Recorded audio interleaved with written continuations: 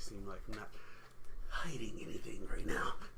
What's up, everybody? Slightly Off Topic crew here. I am your host, the real Ant-Man. Got with me tonight, E-Tup. What up? King Black Cherry. What's going on? What's going on? This is the Wednesday's Knightwatch, and we have an empty chair over there. Do we? With I'm sitting, my ass is literally covering 2 chairs right now because I ate so much goddamn Burger King. It's the damn funnel fries! Man, they made you have 2 chairs. Yes, I needed 2 chairs. So they have the rapper 2 Chainz. Chris is now 2 chairs. That's good. That's good. I like that. Anyways, so this Cheers. is episode 35. A new challenger is approaching. Yes. And let's get to it and introduce to you the newest member of the Slightly Off Topic crew, Ken James! Here he is, ladies and gentlemen. This is him. You cannot see him, but he's acting like he's a wrestler right now. For your audio listeners, actually. How's it going, guys? Do you smell what the Ken James is cooking? What's happening, guys? How we doing, everyone? It's good to have you on the show, I know, man. right, Have man? you on the show. Glad to be here. Glad to be here, brother. So,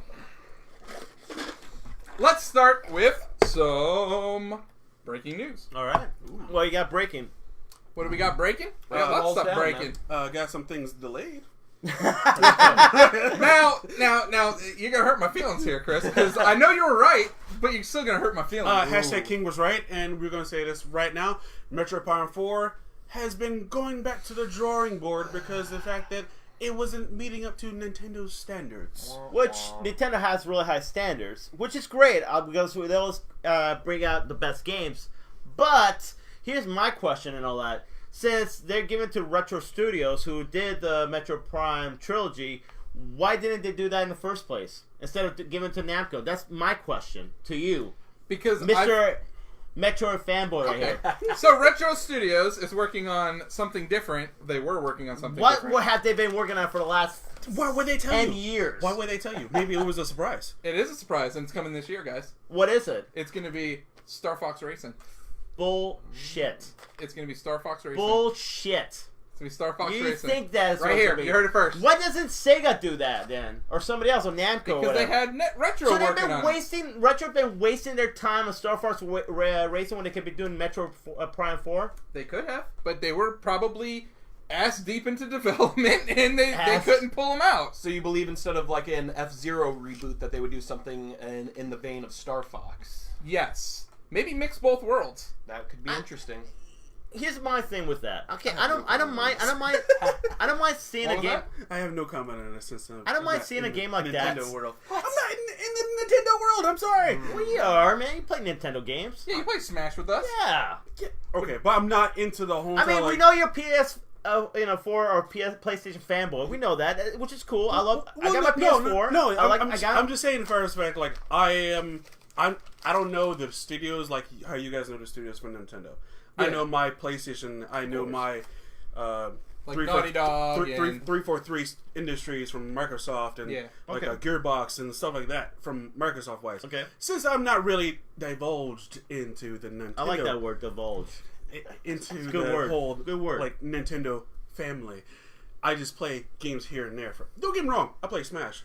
I don't know who it's by, but I play Smash. That is by Smash Brothers and Namco, right? Yeah, actually, Namco makes There Smash you Brothers, go. which is crazy that they couldn't get Metroid right. Maybe they're too Yeah, but worried they're about known getting for those 5 fighters, characters though. out for. They're known for fighters. For- Namco, right? Yeah. So Retro Studios, the Mm-hmm. company that is now assigned to making this game, this is their resume, so to speak. Mm-hmm. They made Metroid Prime 1, 2, and 3. Okay, games I've never played. Keep going. So, which I've played them. then they made Donkey Kong Country and Donkey Kong Country, or I'm sorry, Donkey Kong Country Returns. and Donkey Kong Country Tropical Trouble Freeze. Freeze, yes. okay. So, and that's their Great games. resume. Hey, since that's a pretty 2001. damn good So, resume, man. Yeah. That's literally like, how do you compare this? Like, let's say Christopher Nolan-esque compared to movies when he makes like a lot of great movies. He hasn't made a bad movie yet. He goes for the 3-pointer and he misses. Yeah. No, I What think other comparison do you have? I would say it's more of a comparison. I would say that they're newer than Naughty Dog, so I can't really compare them to Naughty Dog. but I would compare them. I mean, they've basically taken 2 Nintendo franchises and made very great games in those franchises. Like 5 games in a span of what, almost 20 years? I mean, yeah, but let's be honest, dude. Metroid Prime 1, 2, and 3 aren't so far different that you could really call it's a trilogy. They made one trilogy. I mean, I would compare that to saying like Uncharted trilogy. Like, you can't really say, oh, those are different games. It's like, it's basically the same game, different stories. Yeah. Which is the same thing with the Metroid.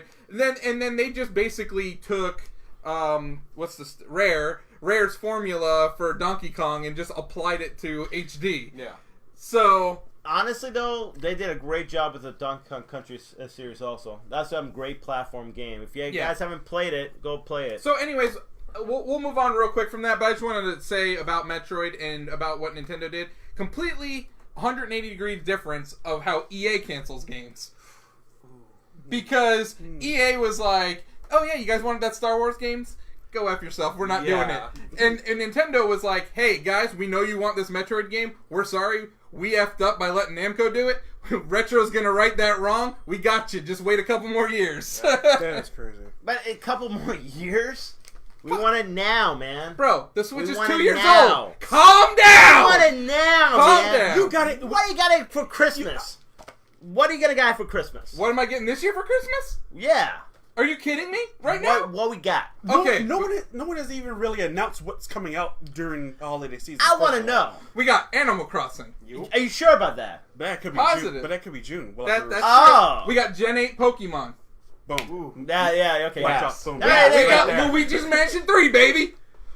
But that could be in October. That That's could true. be. We That'll be a perfect we got time Fire for it. Emblem 3 Houses. Ooh. 3 houses? That's what it's called. Fire Emblem 3 What's Houses. the other 2 houses? But it's about the Why three would houses. They're like the Targaryens. I don't get it. What's 5 houses and 3 houses? Well, I don't get it. Like, what was the other, like, what? Is this a sequel or whatever? What Maybe is it's it? about This is a really bad math problem. I don't. Okay, I don't watch Game of Thrones and say, hey, why isn't there more than 4 families? They don't say But why that. 4? There's a lot of families in Game of Thrones. But why do they only focus on 4? Because they're pretty powerful families. Well, maybe these are 3 powerful houses they're going to focus on. Anyways, hey, let's get back to Kay and James over here, because we actually didn't tell you what he's doing on the site. Oh, yeah. So, Chris had started our Twitch channel. Yep. He did a good job doing the Resident Evil demo, but we want someone that can be more focused on it. Yep. And that is what we are bringing Mr. K and James here for. So he will be Twitching games. He will release his schedule sometime through the week. Usually Wednesdays or Thursdays, and then I game definitely Saturdays and Sundays, generally all day. You can catch me streaming through Twitch. Twitch.tv/slightly off topic, by the way. Exactly. Generally, I try to keep it a little more spooky for the evening, especially on Saturday evening. Most likely I'll be continuing. You can have all that shit. So you're gonna play like Resident Evil 2 or whatever? I'm gonna be playing. Are you gonna probably poop your down here pants while soon. playing Resident Evil 2? It's very possible. Okay, cool. I did just have to go buy some Depends after playing Well, as Outlast long as- 2, so... Hey man, God! that's a good way. Hey, No, not yet. I got too scared to continue playing. that is a to good be way to honest. sell games. To tell them, hey man, this game made me poop my pants. No. Yeah, absolutely. Then they need to come out with Smell-O-Vision so we Oh, can God, smell yeah. it. please no. Please no. Yes! I don't think anyone's going to want to buy a game based on someone losing their faculties while playing. Faculties. No, it says this game. Is that going to be on our list later? The faculty? Oh, God. I hope not. That movie is Wow, garbage. I remember. Yeah, right? No, No, that movie's supposed to be forgotten. That's a forgotten piece of crap. Hey, you know what is a good movie though? The Forgotten. That scared me. That was a scary ass movie, It's man. actually a good movie. That but actually was a scary ass You movie. would say that. You know what? I did. do you have a certain Will Smith movie later on in the slides? It's not in the slides. Okay, so in other breaking news, they had some news about Bad Boys 3. Oh, yeah, Bad there's Boys 3. Bad boys. Can that they're filming right now. Can I just say though, those guys haven't aged one bit. They still look the same like they Martin did. Lawrence is looking a little rough. Ah, Martin Lawrence is Martin is looking a little rough. Yeah, I mean, Will Smith still looks like Will Smith, though. We Dude, look yeah, a of little course. rough, like 20. Like that's 25 years ago, bro. No, Martin Lawrence is looking a little rough. Yeah, Will Smith still looks like Will Smith though. Absolutely. Dude, 25 years. What, Bad Boys came out, what, 1995, right? Am I correct? Yes. Yes. Okay. Yes. So that's almost 25 years that they did that, and they still look pretty... I'm sorry, but Will Smith doesn't have a high top fade anymore. So. Does he have like Oh, the five head? That's... He had... See a loot like this? Like me? Yes, sir! Oh, God. What was that in All All About the Benjamins? That's not a forehead, that's a five-head. Oh, that's a good forgotten movie. Oh my too. God. Yes. Like, I bet you don't see movies. You don't have dreams. You have Yeah, movies. That's good stuff right there. Also, The Rock will not return for Fast and the Furious 9. Why? Because of the whole Vin Diesel feud? Yep. No. And Tyrese? I would say the Tyrese feud more than anything. Dude, what is up with So is it going to be like two franchises? It's going to be like The Rock's franchise and then Vin Diesel and Tyrese's And franchise? maybe they'll clash it. Oh. No, At like- WrestleMania? And he's going to lay the smack it down? You know what they should, man? It should be a handicapped match. Vin Diesel and Tyrese versus The Rock. Dude, Vin Diesel's a midget, dude. Yes. Alright, speaking of which, let's lay this out on the table right now. Let's do... Before Hobbs and Shaw comes out, Yeah. let's do a required viewing of all of the Fast and Furious movies leading up to Hobbs and Shaw. You know what's funny? I probably should do that because, don't get me wrong, the later Fast and Furious movies look good, but I just never watch it because They are popcorn fun flicks. The last ones I seen was 5 and 6. Those are the two first ones with The Rock, right? 5. Yeah. 5 and 6, yeah. Awesome. Yeah. Like, before that, not but once The Rock joins in, it's good stuff. Yeah. Yeah. I think I've seen them all except for Tokyo Drift, which I heard I'm not missing much on that. But Tokyo Drift was kind of like a return to form. Did that have little Bow Wow in it? It had a little Bow Wow, but it was a point where he was actually becoming Bow Wow. Oh, You dropping just a don't Lil. know. Dropping a Lil. Okay. Yeah, dropping the Lil and getting the whole car that he had and becoming Bow Wow. You know what? It wasn't that bad, actually. I watched some of Tokyo Drift. It ain't Yeah. that bad. I haven't seen the newest one yet either. Fate of the Furious. Fate. I haven't. That's the one that has Paul Walker's brother in it in No. place of him. Nope. No. Then That's which, 7. So then I guess I must have missed more than I thought. Which one is 7 or 8 that gave you the feels about Paul Walker? 7. Ah. Seven. That's Seven one is I need to watch. That's the Seven one is where he when just drives off into the sunset, Yeah, right? 7 Yeah. is when he died midway filming, and then his brother came to replace him for the rest of the thing. But like, you can definitely tell it's not him. Yeah. Yes, but like, what they did was like some facial reconstruction on the brother, try to make it look like Paul Walker as much as possible. But you could definitely tell it wasn't him. Yeah. It's sad, man. But yeah, 8 weeks before Hobbs and Shaw comes out. 8 weeks already? Well, Calvin and no, Hobbs and no. Shaw. I'm just saying, Oh. 8 weeks before the movie comes out, Ah, we'll do yeah. a Fast and Furious movie every week leading Ooh, up I to like it. okay. it. I like Okay, that. okay, okay. When did Hobbs and Shaw come out? Like August? No. August? Yeah, it's around there. All right, we got August. plenty of time. First trailer drops for the movie Friday. So Well, I mean, what? So you got Jason Statham, The Rock, and Roman Reigns is in it too. Huh? Really? That's his brother, I want to say. That's his cousin? What is yeah, it? also in the movie, Idris Elba is the bad guy. Nice. Nice. Nice. You got the Usos is in it as well. Roman Reigns. Is it from WWE Pictures? Pretty much. Vince McMahon can't cram them down our throats, then it looks like Hollywood. The whole is going to Samoan try. family. Yeah, and there's actually a scene if you look on The Rock's Instagram where they're all in like Samoan like a dance kind Yeah, of thing. yeah, gear and all. Yeah, Yeah, gear yeah. and everything. Their like Haka gear. that. Yeah. Yeah. So it's pretty much, it looks like a scene from Moana almost, almost a little bit. But yeah, You know, should be interesting. that's but yeah, we'll see what. It's funny too because it seems like this is kind of the Rock's franchise now, more than anything really. I mean, Jason Statham is in it, but it seems like getting Roman Reigns and the Usos, like he definitely has some like. I think he had more pull Yeah. with it. Be like, hey, Universal, let's do this. You saw the chemistry between me and Jason.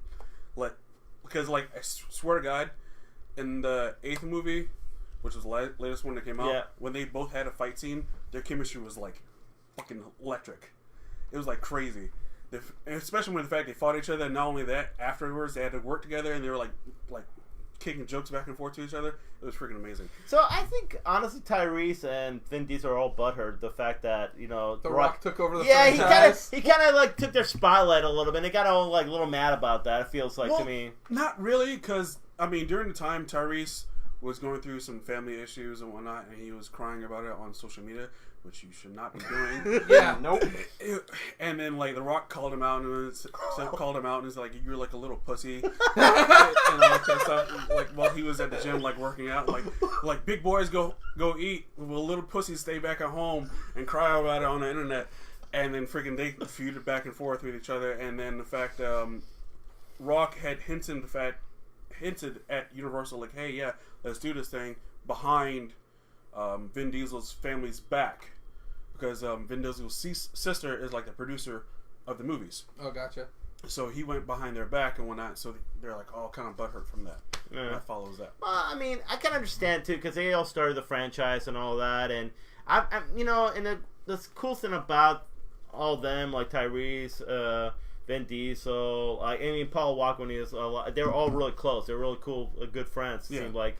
So I mean, definitely, I remember when Paul Walker passed. I mean, Tyrese was hit pretty hard with that, and so some of the other guys. So yeah, definitely. So I mean, I can understand somebody coming in, kind of like somebody who not really that big of a part of that clique, and you know, trying to like step into their toes and all that. So, but you know what? He's got a franchise now. They got a franchise. We'll see which one is more successful. You know, because I guarantee you, Jason Statham and Rock together, I think I'll definitely put butts in seats. Yeah.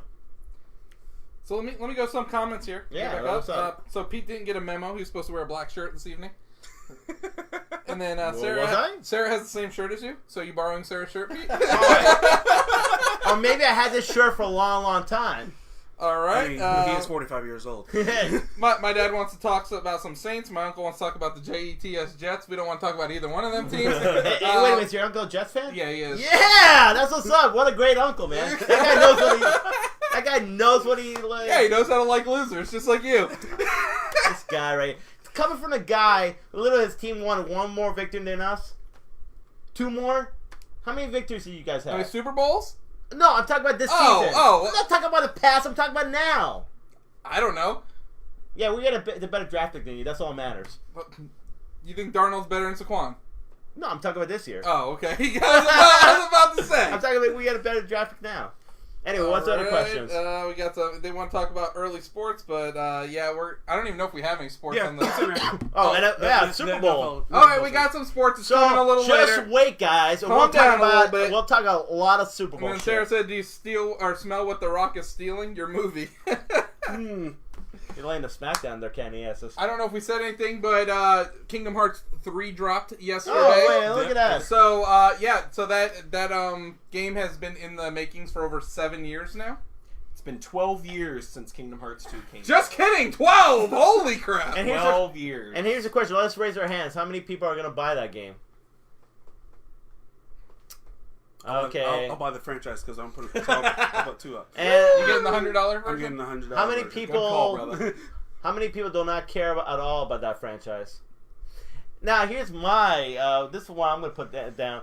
So this guy right here. This is what I'm talking about. So he's like the ultimate Nintendo fanboy, right? Mm-hmm. When we were working back in the movie theater, he used to talk people out of buying PS4, PlayStation 2s, and Xbox because he's saying like, no, those systems suck. Go buy a GameCube, right?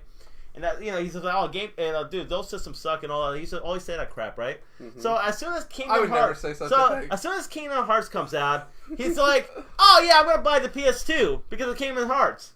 That's what he did. Yep. Totally sold out Nintendo, man. Totally sold them out. Yeah, totally sold them out. Stop buying their product after that. No, he did not stop buying. Well, then how did I sell them out, Pete? Because you were like, oh no, I'm a Nintendo fanboy for life. I'm not buying any other systems. But then you're like, nah, I'm gonna just give in. Why would I do that to myself? Why not? Because I want to enjoy other experiences on and other did you systems. enjoy that game? No, I didn't enjoy Kingdom Hearts. Kingdom Hearts is trash. Hot trash. But they did, you know, I tell you, I'll be Come honest. on, Kyle. Let's hear it, Kyle. What's the problem with? Yes, I would like to hear what do you not find appealing about it? It's Final Fantasy. It is Disney. Not Final Fantasy. It's Final Fantasy characters. It's got bits of the battle system mixed into it. Yes, absolutely. Which Final Fantasy battle system? I would say, if anything, it probably starts around 11 or 12 when the live action battle system came in. It was a precursor to that actual live action battle system. So it came to the Final Fantasy battle engine where the game became less popular. Fair enough. That's Final Fantasy, though. You can't blame them for shitty writing in Final Fantasy games. I mean, that he got a point there. Yeah, I mean, the last great Final Fantasy game, in my opinion, was 10. I would agree with that. Great. I mean, 13. All about that Blitzball, son. What? Blitzball! Woo! Yeah, we'll talk about some sports. Talk about some Blitzball. Yeah. Freaking Rocket League ripped them off. Oh God. No, they didn't. But anyways, what I don't like about it is I don't like the way the game controls. I think Sora does not feel right when you're walking around with him. He feels very floaty. The jump doesn't kind of feel right. Okay. I don't like that how you indirectly control Mickey and Goofy and Donald and them. Like, okay. I wish that you I wish it was turn based. Like, I know a lot of people. That would be very interesting, actually. I know a lot of people would prefer to play real time like it, but I don't. I just don't feel like it lends itself that well because you don't really you never really play as the Disney characters. You only ever play as Sora, and you can basically set their. Well, what's the word I'm looking for? You basically set what their moveset is, or yeah, basically how you want. If you want them to be more offensive, you can set them to be more offensive or more defensive. You can actually do that in Kingdom Hearts. You can set up their system to be like that. You can actually that's what I'm saying. That's how you do it. Be where it actually conforms to your play style as well. That it'll learn on the fly what you need. So I got a question though. So you tell me if you got to play with Donald Duck or Goofy, would that game definitely be much higher in the list? A much more playable game. If the gameplay was changed, sure. So the game. I would put the gameplay itself right up there with Monster Hunter for being garbage. So here's our question. Here's my other question I have you. So if Nintendo kind of polished up that game to their, because their gameplay is always amazing, right? When it comes to most of the time, yeah. It's. I just feel it needs to go in a different direction. I just feel like if they're gonna, I don't know. If you want to have a group of guys, do turn based. That's the way I look at it, or have it be multiplayer. You were agreeing with me with Monster Hunter. Every Monster Hunter game I've had a chance to play, it's just so convoluted in the way that you have to go hunt for monsters, and the battle system has such a harsh learning curve. I feel and like the menus. Oh my God! The menus! If I want to spend half the game organizing my menu system and my inventory, then I would absolutely play Monster Hunter. Then again, I haven't had a chance to play, is it called Ultimate is the new one? World? I've heard a lot of good things about it. It's the same. It's okay. It's a little bit more streamlined, but it's still mostly the same. But it's oh God. It's one of those games that I've played and I've given it a try multiple times throughout different versions of the game, just because I see what a dedicated fan base it has, and I want to like it purely based on that I know people that play it and love it, and I want to be able to enjoy the game with them, but I find it to be garbage. I'm sorry. Monster Hunter be garbage, huh? Okay. For the Monster Hunter World, when it came out last January, it took the world by storm. Oh yeah, mm-hmm. It did. Now, I'm not saying the game was good. Not saying. Definitely not saying the game was good. But once you got to the point where you were playing with your friends and you're hunting down this gigantic freaking monster, then it was fun. When everyone was in the same lobby, of course. Yeah. Because it took time to get... How easy was it to get everybody in that same lobby? Oh, fucking ridiculous. Don't get me started on that shit. But, it was good for, say the fact that all four of us went in and fought a monster together. That would be pretty cool, because you could focus on one area, I could focus on one area, you could focus on another, so on and so forth. But I would never want to play that game again if they ever came out with another version of it. To be honest with you, I probably would never play another Monster Hunter game ever in my lifetime. Just to say that you played it. It has so much potential. That's does. That's the sad thing about it. It does, and it's so epic with it. Sometimes with the music, and sometimes with the freaking monsters at that. And then you can kill someone with freaking Mega Man, and then you can play heavy characters. Wait a minute, you can kill someone with Mega Man? Yeah. Yeah, it's a Capcom game, dude. Yeah, oh yeah, I know that. You dress as Mega Man, and then you fight him and whatnot, and as Ryu. and whatnot. And then what was another character? What was it? Do you remember? Was it a Resident Evil character? Or maybe Dante? No. Oh, it is. Something like outlandish. It is the gentleman from The Witcher. Yeah. Geralt. Yeah. Geralt came out Correct. of freaking nowhere. I was like, Correct. okay, all right. And he had his own missions, his own Yeah. hunting missions Yeah. as well.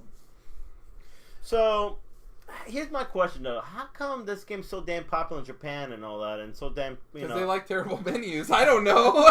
It's it's just amazing to me because You know, that game always sells out over there. And I honestly think it's a great game.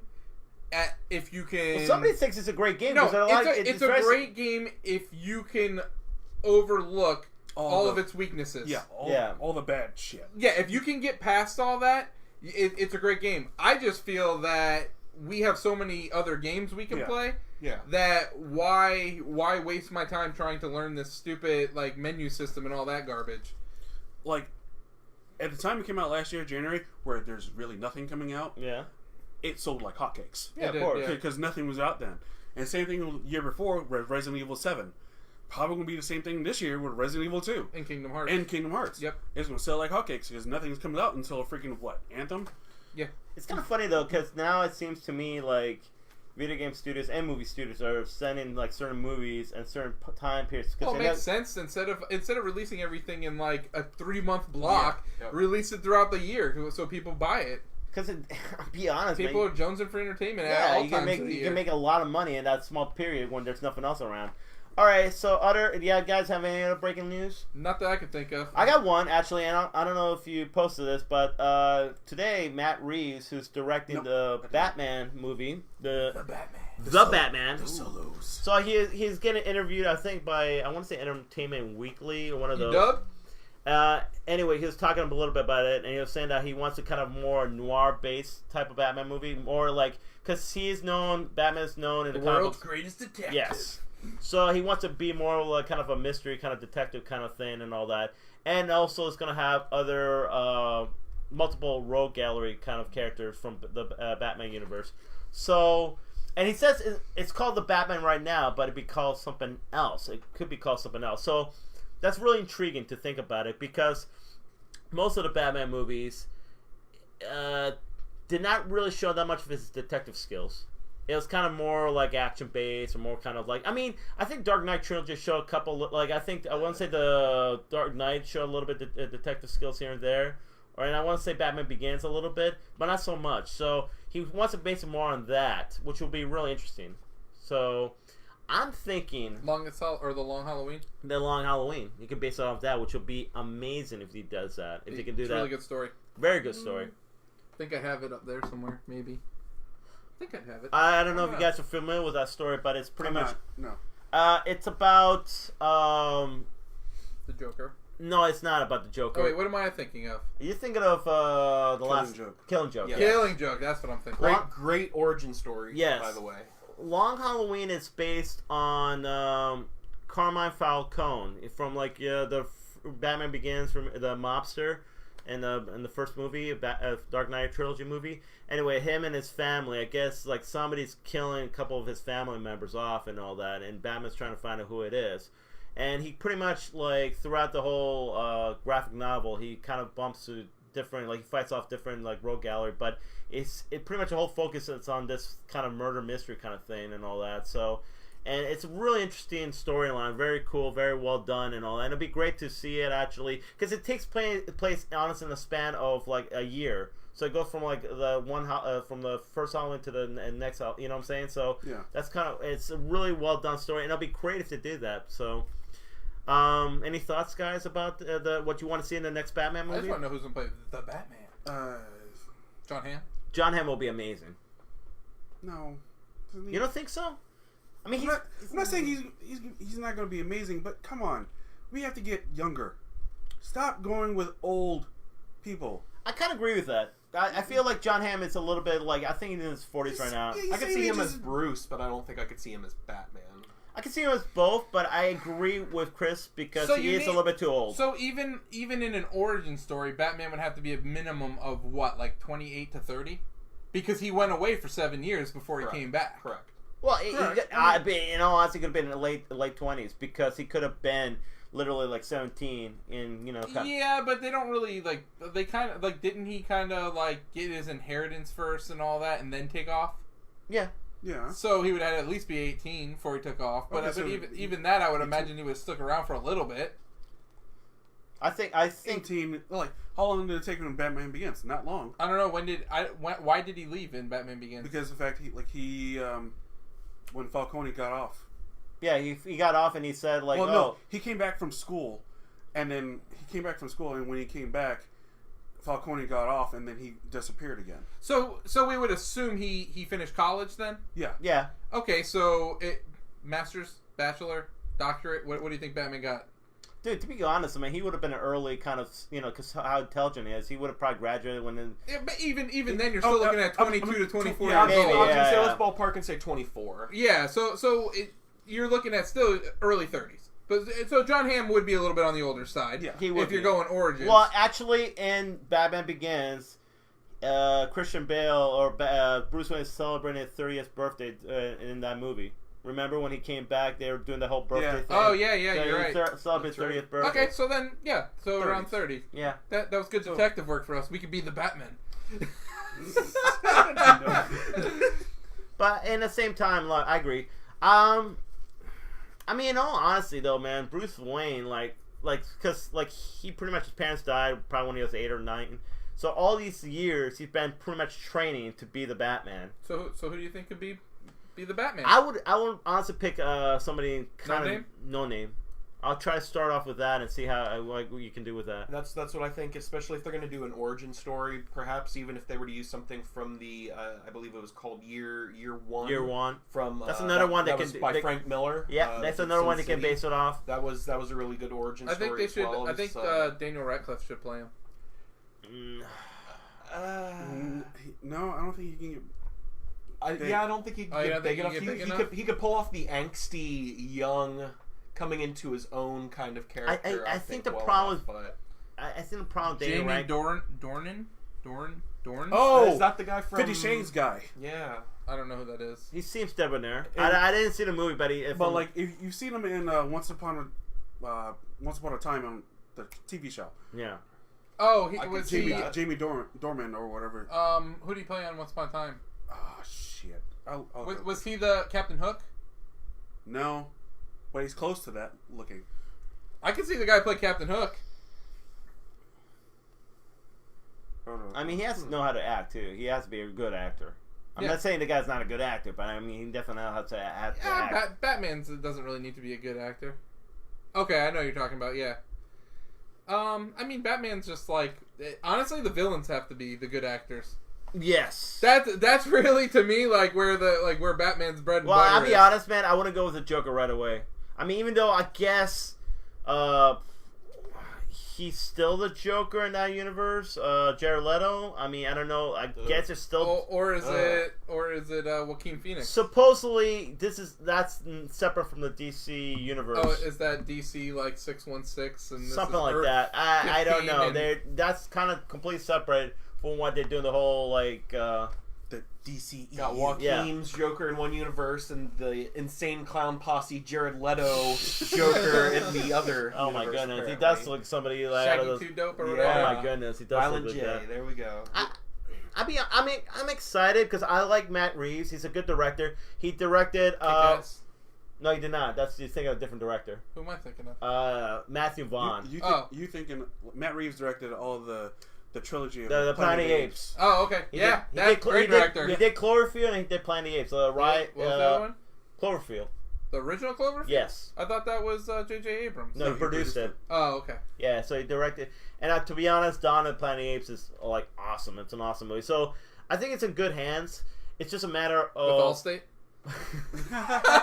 Well, but I honestly feel though, you know what's crazy? Here's the crazy thing about it. Like, and we're gonna definitely be moving on, but Aquaman did. Yeah, Aquaman did a great in the box office, and I think DC is definitely getting their. One movie at a time. Yeah, one movie. That's what it said too. DC got its groove back. Yeah, they're getting the groove back. So hopefully, they do a good job with this movie because I really want to see an awesome Batman movie again. So, all right. Anyway, Let's see what we got here. Black Ooh, Panther. Black Panther, Ooh. which won an award. Oh yes, that, It did win an award. Yeah, it did. Screen Actors Guild. Yeah, Which is pretty big, actually. Ensemble cast. Yeah, best Yeah. ensemble cast. That's pretty big. Which one won Best Picture though? Did that win? No. No. I forgot what one. I don't want to know which one. Was it Bohemian Rhapsody again? It could have been. Who knows? I don't know. I don't know if that's going to win any more awards because everyone made a big deal about it winning the Golden Globes. I'm surprised Roma didn't win. That's Chris's Fucking movie. Limp dick bullshit. Did you see that movie? No, I have not. Like, he just seen you get mad about the yeah, movie, so he's absolutely. trolling you. I was just saying, I'm going to catch a lot of flack. I am extremely behind on movies. I still haven't seen Black Panther. All right. Well, it's on Netflix, you know. I'm just going to say you this right now. If you haven't seen Black Panther, starting in February, For free. Yeah, AMC Theaters Oh. is offering you the chance to see Black Panther in theaters For free. for free. Really? Hey, did I mention it was free, guys? Hold Free. on. How much is it going to cost me? Free Zero. 99. I'm down. Yeah.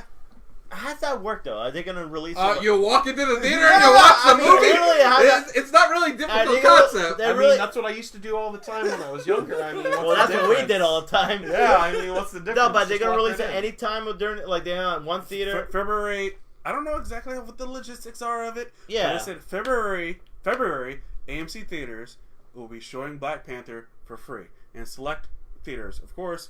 But you gotta look at the times in your area and so on and so forth. Well, I guess I can see that because if people going, let's say they get it for free, they're gonna go to the concession stand, maybe get something to eat or something. Exactly. Like that. So I can see Well, why that, they're making. and they said they're doing it for Black History Month. Yeah. release Nice, it, which is okay. awesome.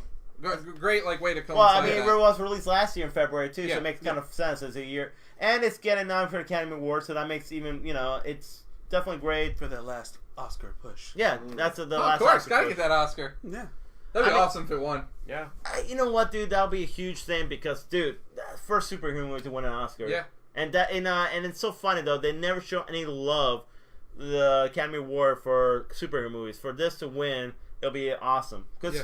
like I said, it's so funny too. Like, and we were talking about this last week. How like I heard these so-called, oh, this is a phase, or this is something that's gonna, like, Oh yeah, I love when people call comic book movies a phase. like James. Like, yeah, they're just gonna go away. Yeah, James Cameron said it. I think Spielberg said it. And I'm like, dude. The funny thing about Cameron saying that, and I know I might be in the minority in this room about Avatar, but like, isn't that a phase? You haven't made another one goddamn movie. Like, where are the other ones coming out, buddy? Oh, here's the whole world and universe I've built Literally, on this he's making- franchise. he's The filming- whole Hold world on. at He Disney. just filmed 3 sequels to that movie. Yeah, he Where did. they at?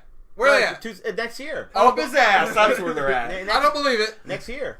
So what is it gonna be? Pocahontas 2, Pocahontas 3, and Pocahontas 4? Probably, man. Jesus. And like he's been. Oh gosh, you guys. Are we gonna get to see Hey, more? hey, Are we gonna on get to James see Cameron. more docking? I do not hate on James Cameron, by the way. I love Aliens. I thought you said you loved the Titanic. But, I love Terminator 2. Okay. I love True Lies. okay. Yeah. So I am not a James Cameron hater by any means. No, I love his early work. I don't like Titanic, and I think his overrated movies are what I don't care for. Like Titanic and Avatar, they're both overrated movies. Here's my problem with Avatar. But I'm throwing the whole like Pocahontas Dance with the Wolf crap out the window. My problem is the Disney World theme park of it is cooler than the movie. That shouldn't be the case ever. Well, first, how long ago did the Disney park open? They opened in Animal Kingdom. What, it was like 2 years ago? Yeah, something like that. Okay. Right? And how long ago did the movie come out? I don't know, About maybe six? 6? 2007. About 10 So, years. like, almost 10 or years technology- of technology. Yeah. So, like, there's a lot there. Well, I mean, don't get me wrong though. Like Avatar was one of the best 3D movies to come out. I mean, it literally It put IMAX 3D on the map. it did. It really did. It's still... Yeah, but the sad thing is it still is the best 3D IMAX movie. Gravity's But it's really not. Gravity's really good too. What was better? Gravity. Yeah, Gravity's With really good. Sandra Bullock? Yeah. Did I see that movie? Probably not in IMAX 3D. No, No, not I IMAX did. 3D. I did not either, but I saw it in the theaters. I should have watched it in IMAX 3D. What And- happens in that movie? And see, Does she get sucked out to space? yeah. Yeah, she And gets trapped her, in her and space. George Clooney, but George Clooney has to, like, is shipped off somewhere. You didn't see Did that? I see it? You probably never seen it. It's actually a really good movie. It is a really good movie. I don't know. I'm getting that one confused with the Ryan Reynolds one. Oh, Buried? No, No. maybe not Ryan Reynolds. No, it's Life, I think. Yeah, and then wasn't there another one? You thinking of with him and Jennifer Lawrence? no Jennifer Lawrence Passengers? and Yeah. Passengers. Chris Pratt? Yeah, Chris Chris Pratt. I'm Pratt. thinking of that one. Like which? And then there's like Interstellar. Like what movie is it? What happened in Gravity? Gravity is just a survival movie. So she gets And all the rest weren't. Well, okay. Life was more like a horror kind of movie. Passengers was more like a fucked up tale, romantic tale. That robot was so weird. The bartender Yeah. robot. That's the right movie, right? Yeah. Okay, just making sure. I'm like so lost right now. That was weird. And then what was the movie? Other movies? Interstellar. Interstellar. I mean, it's Christopher Nolan. Yeah. So he's gonna be like So wacky with that. So shit. Interstellar's the one where they go to some planet and like they age like 40 years. Yes. Don't say anything because I haven't seen the whole movie. What the fuck? I haven't seen it. I haven't seen it. No, spoilers away. No, this No! shit came out 4 years No! ago. Fuck Oh, that. look who's joining us. Jeffrey Wilkes had to come and see who Kane James was. But Mr. McCarthy, he says. Oh Lord, Lord, like with the E at the end? I am Lord. Yeah. No, Gravity's a great movie. I think I've seen it. You probably did. It was I haven't seen Bullet. any of these movies. You know what movie Wow. I haven't seen? I haven't seen Moon with Sam Rockwell. And that's your boy, dude. I like Sam Rockwell. You know why? He has loyalty to the He Shredder. does have a loyalty to Shredder. The original Ninja Turtle movie. Yep. Okay. He plays the like kid leader of the Foot Clan. Like just like total random weird small role. All right. Dude, our buddy Jimmy used to say that all the time. Yeah. The more I'll forget. Dude, our buddy The used more you know. Yeah, our buddy More I'll Jimmy used to say all the time, we have a loyalty to the Shredder. Funny stuff. Anyway, any more thoughts about Black Panther being re-released in the theaters? Hold on. So my question one last time is, how much is it going to cost me again to go see it in theaters? 0. Okay, that's all. I Zero need to know. doll hairs. And but you can watch on Netflix too. That's true. I would not doubt. But why would you take away the experience for me? I mean, you can watch if you want. Watch it both. Watch it on Netflix and watch it. I on want to pay for an $8 bag of popcorn and a $7 Just go with drink. Chris. You get 25% off your concessions. There you go. For sure. Yeah. There you go. Yeah. All right, all right, guys. Let's go to the next one.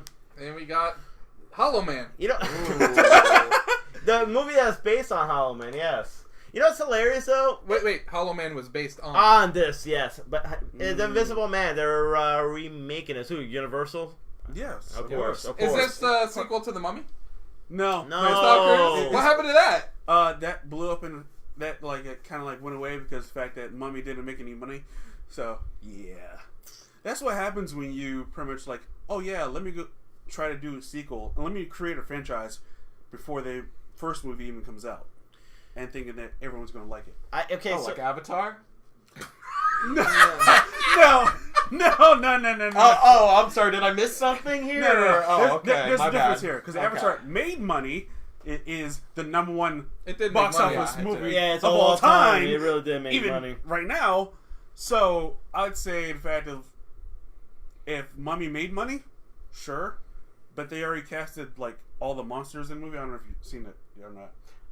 Okay, It so was pretty like much Russell Crowe, or not Russell Crowe. Yeah, Russell Well, Crowe. were they gonna go for the Dark the Universe, old, like- old Dark Universe vibe. Yeah, Dark. Russell Crowe was Jekyll and Hyde, Okay. which he was in the Mummy. Tom Cruise was some character I forgot now, but they had also Javier Bardem and Johnny Depp. And Javier Bardem was supposed to be Frankenstein, right? Did you say we're gonna have Johnny Wolfman, probably the creature from the Johnny Black Depp's Panther supposed to be movie. Dracula, right? yeah, and I think Benicio del Toro was in it as well. Well, yeah, he is an I original can see him as Wolfman. Wolfman. Good Yeah, he Yeah, was in a Wolfman. Wolfman. He Good- was good with names him and attached to it Emily. too. That's a shame. It was him and Emily Blunt. They did that movie already. Oh, did they? Yeah, like years ago. Like it was like 2006 or 7 or something like that. It's okay though.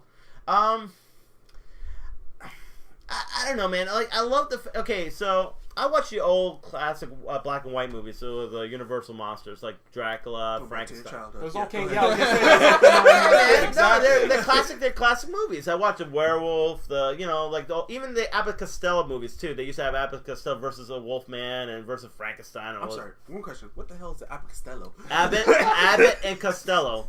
They were comedians. Black and white comedians back in the day. Oh, okay, gotcha. Yeah. Right, sorry. So sorry, I said it kind Younger of quick. generation here. Yes, very young. But anyway, so I saw these movies, and they're classic movies. They're classic horror movies. At that time, this stuff used to scare people. But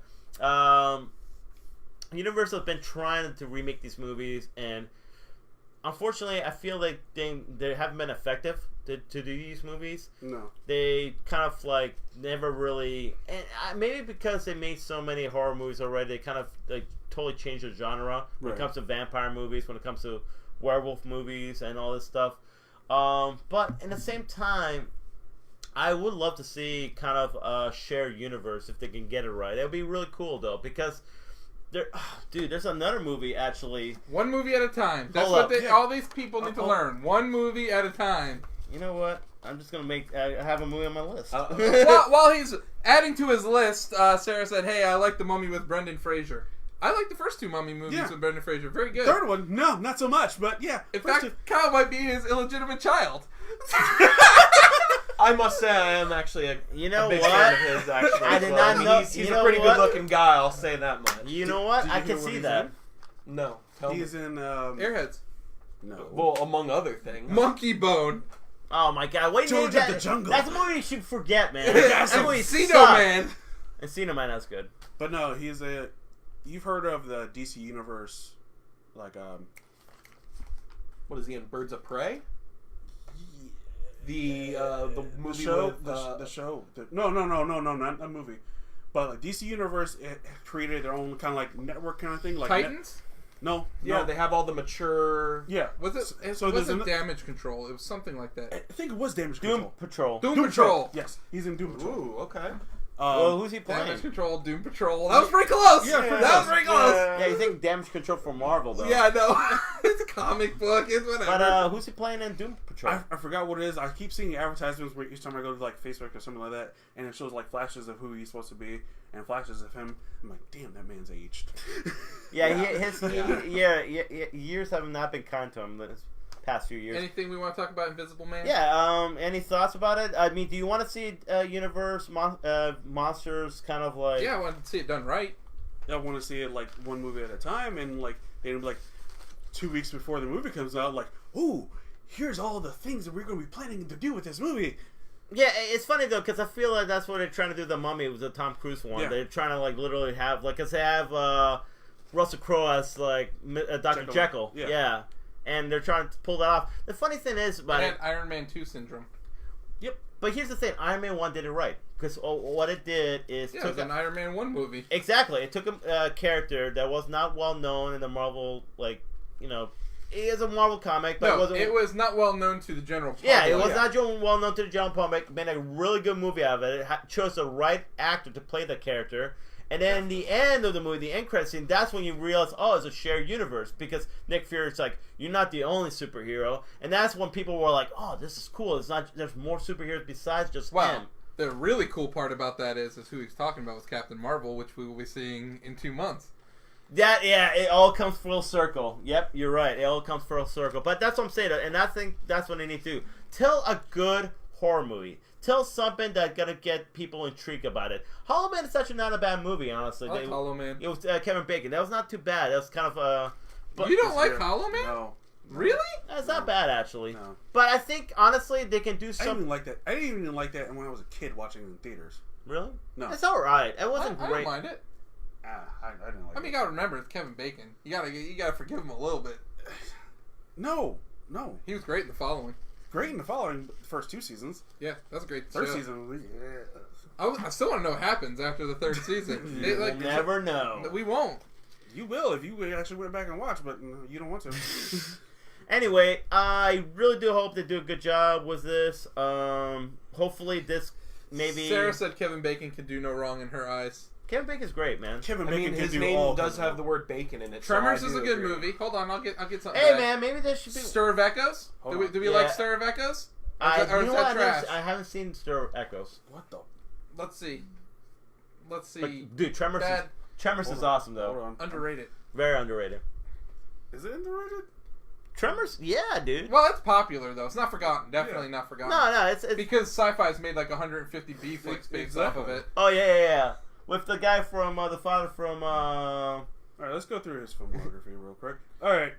Let's see. Let's do student known for. Okay, known for Family Footloose, The Woodsman, Hollow Man, Mystic River. Mystic River is great. Excellent movie. I Love Dick. Whoa, hey, was that a movie Whoa. you're talking about, Chris? I mean, That is whatever you're into. What? Man. It's Whoa. 2019, I guess. Okay. Whatever, man. That is a movie. The Darkness is another. What the hell is this? Britney Spears catches Kevin Bacon dancing. Okay, that's a UK commercial. All right. Patriots Day, The Following, Black Mass, Cop Car, R.I.P.D. I heard Cop Car is good. What is Elephant. Darkness? The Darkness. Darkness. It was Besides, a horror movie. I believe in a thing called love. A family unknowingly awakens an ancient supernatural entity in a Grand Canyon vacation and must fight for survival when it follows them home. Is Nick Cage in that too? That totally sounds like a Nick Cage movie. It is with Kevin Bacon, Rhoda Mitchell, and David. Rada? Yeah, Rhoda. She's known for Wasn't she in Hollow Man as well? Silent Hill. The girl in Silent Hill. Okay. Yeah. No, I think. Oh no, that's from Fear the Walking Dead too, right? No. Yes, no. yes. Oh, is she? Oh, No, okay. no. Who am I thinking of?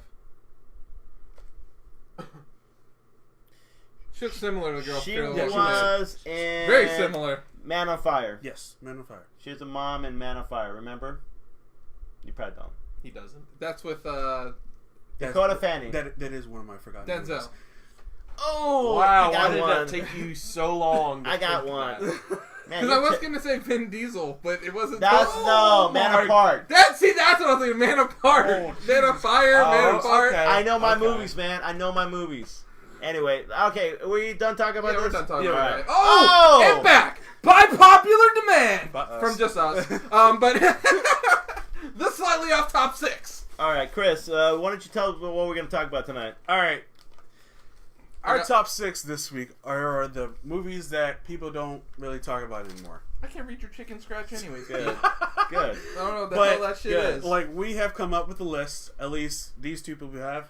We have, like, I've got thought about I've it got a on top of couple. my head. Yeah, I've got a couple. I've got a couple on my top of my head. Yeah. We're going to start off I at don't- one end. I don't want to ring through them right away. No, Like, no. yeah, we'll one go each. One each. One each. All right, go that's down. fine. All right, Whatever. I'm gonna start right here. You got it. Start with this excellent Jamie Foxx movie, Bait. What a great movie! Yeah, you know what? I remember that movie, too. It's not forgotten by me. But it was a really good movie. But it's not real well talked about. I agree. Because when you think of Jamie Foxx, you think of Django Unchained. Ray, of course. You don't think of Ray that much, actually. I love Ray. What a great movie. It's a Did great movie. he win an Academy Award He for did, that, though? but people don't really talk about that movie. Here's my question, though. Have you ever seen Bait? Yes, I have. This Great will be, movie. This but I will have one better than that. Okay, here's With my the- question, though, I about might Jamie. have the same one. I have another Jamie Foxx movie on here. I might think of the one. Which one? Come on. Go ahead. So, Bait is a great movie. I really like Bait. Anyway, my list. Just one. Just pick one. Just one. You know what? I'm gonna pick this because I talked about it a lot, and I think this movie should be remade because it's a great movie, great storyline, but it kind of aged poorly throughout the years. Just the way they filmed it. You know, Lady Hawk. Great movie. Lady Hawk is with Michelle Pfeiffer, Matthew Broderick, Rugger Horror. I never pronounce his name right. But honestly, when you think about that movie, and this is the best way to describe it, Twilight Princess. Twilight Princess. Basically the same storyline as Twilight Kind of Princess. space story, same storyline. So in the movie is Rugger Horror plays this knight who's been kind of outcasted by this priest or whatever, who pretty much rules this whole town. And like in daylight he's a knight, but at night he turns into a wolf. And he has a falcon, or a hawk, I should say. I'm sorry. But in the daytime, it's a hawk, and then at night it turns into Michelle Pfeiffer. So and they're like two like lovers who've been had this curse on them, so they can never kind of be together because they're always They come out at opposite times. yeah, opposite times. Okay. And they had this curse on them and all that. And Matthew Broderick is this peasant kid and this thief who's trying to help him out and he helps him out and all this stuff. And they pretty much. It's kind of also a revenge story too because this priest is one put this curse on him, so they're trying to get make sure they lift this curse and kill this priest. So All right. What you got, Chris? All right, my first one, Sin City.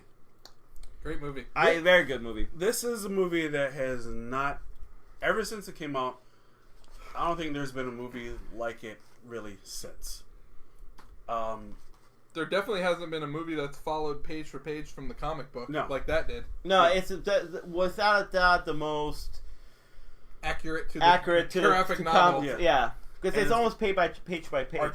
Artistically, like no one has ever done that before, really. No, like where I've seen, and no one has really done it since. I remember it coming out when I was in high school. Yeah, and I was in TV and film class then, and like we played the trailer for that movie so much that we actually made a music video based on the freaking song that was played in the movie. Do you still have it? I think I still have it somewhere. Oh, we need to be posting this. Yeah, we should. It's either that or Mark Loomis, my teacher. If you're watching, look that up. See if you can find it somewhere. I know you still at the school or whatever. See if you can find it and then send it to me, and then I'll put it up. Is he like related to Dr. Loomis from Halloween? No, that'd be awesome. But this. Like, do you remember everyone who was in that movie? Yes. It was Mickey Rourke. Michael Clark Duncan. Elijah Wood. I'll just go down the list here. Yeah. Hartnett. Bruce Willis. Yes. Benicio del Toro. Jessica Alba looks so... Sorry. Just let me talk. Calm down there, buddy. Rosario, Woo! Calm down there. Rosario Dawson. Yes. Brittany Murphy. Yes. Josh Hartnett. Mickey Rourke. Jessica Alba. Elijah Wood. Clive Owen, yeah. Clive Owen. Not right now, Gail.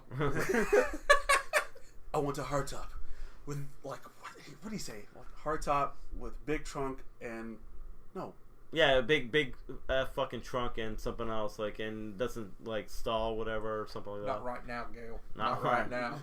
Clive Owen, Michael Clark Duncan, Michael Madsen, Devin Aoki, Powers Booth, Nikki Cat, and a surprise director, Robert Rodriguez. Yeah. Quentin Tarantino. Yeah, Tarantino. Was Tarantino directed? I think it's Robert Rodriguez who directed, and Tarantino I think helped. He directed a scene that Clive Owen did. Oh, okay, Yeah. very cool. But yeah, that's my one. Okay. I'm going to take you back to 1987, year before I was born. Really? Stephen Dorff's acting debut, a movie called The Gate. Oh yeah, I know about that. Yeah, I have no clue what that is. it's like claymation, right? Like the demons. There is a little bit of claymation going on. Basically, what happens is the kids, their parents go away on a vacation. They have a hole in their backyard that's left there by a tree removal service, and they start messing around with the hole, finding out that it is basically a gateway to another world, basically to hell. Yeah. Let's say, and through the use of a heavy metal music album, they're able to summon the demons out, basically. Yes. And Is it these Slayer? kids are terrorized by demons while parents are away. Is the soundtrack really good in that film? Can't tell you. Never looked up the soundtrack. No, it sounds like something that would be pretty because it's a heavy metal base. It seems like. Well, it was a fake metal band that was made specifically for the movie. Something ridiculous. I'll be honest. I never seen the movie itself, but I remember the commercials or trailers or whatever, and I always thought, man, that little movie looks creepy as fuck. You know, I don't know. It freaked me out. I'm not gonna lie. As a kid, when I saw it, it had a couple good jump scares in it. Even looking back now, I'm like, man. But it's a good movie though too, because I'll be honest, man. I mean, I remember it, but it's one of those movies that's very obscure, nobody brings up anymore. So that is a really good movie. And the actors and actresses that I see that were in it, I don't recognize any of them as being in anything current now. The only person I can say that I recognize slightly is I believe Kelly Rowan, who she was in Candyman. She was in a couple other TV shows as well. The OC, Perception, things of that sort. But Stephen Dorff, I know Stephen Dorff is a kid in that. Yep. So that's a pretty cool. That's a good one. That's his debut too, right? Yes. That's really cool. All right, Ant, your All turn. right, so we talked about this one a little bit before the podcast. Now, I know it's a very well-made movie and it's popular, but when it comes to Mr. Will Smith, I feel that this one gets overlooked and it's such a great movie, and that's Enemy of the State. You know what's funny about that? You were just saying that, but I saw it on TV just not too long ago. You're the only one that watches cable TV, Pete. I'm just for saying. all of us. I'm just saying. For all of us. They had on TV the other day. I was watching it. Cable TV? For all of us. What is that? I forgot about cable. Is that like an 8-track? What's going on right now? Hey, Pete, you know that they raised the price of stamps? I asked, what the hell are stamps? what the world? People send mail still? What the hell? I put a stamp in your email. I don't get it. I don't get it either. But dude, my monitor has like stamps all over it. I was trying to send emails earlier. Enemy State, very good movie. I don't know if I consider it that forgotten. But in the same time, though, yeah, I agree. It's not. Again, how many times have we talked about Will Smith on this show alone, and none of us ever mentioned this movie? That's true, because it's usually when you think of Will Smith, you think of Bad Boys, Independence Day. People even will think of freaking Wild West before they'll think of. Well, because how bad that movie is. Not it doesn't matter. No, it doesn't matter. People will still mention it. I remember that movie coming out. I was so freaking hyped for the movie. Even watching the music video, I was doing the dance to that movie. Can I see that? Hell no, you can't see that. And I remember even going to freaking Burger King and get the goddamn sunglasses from the goddamn movie. Got a regular Jim West over here. Jim West. Yeah, I remember the rap song was great. It was. Did That's you hear about the only good thing about that whole movie? Did you hear about the complications with that though? No.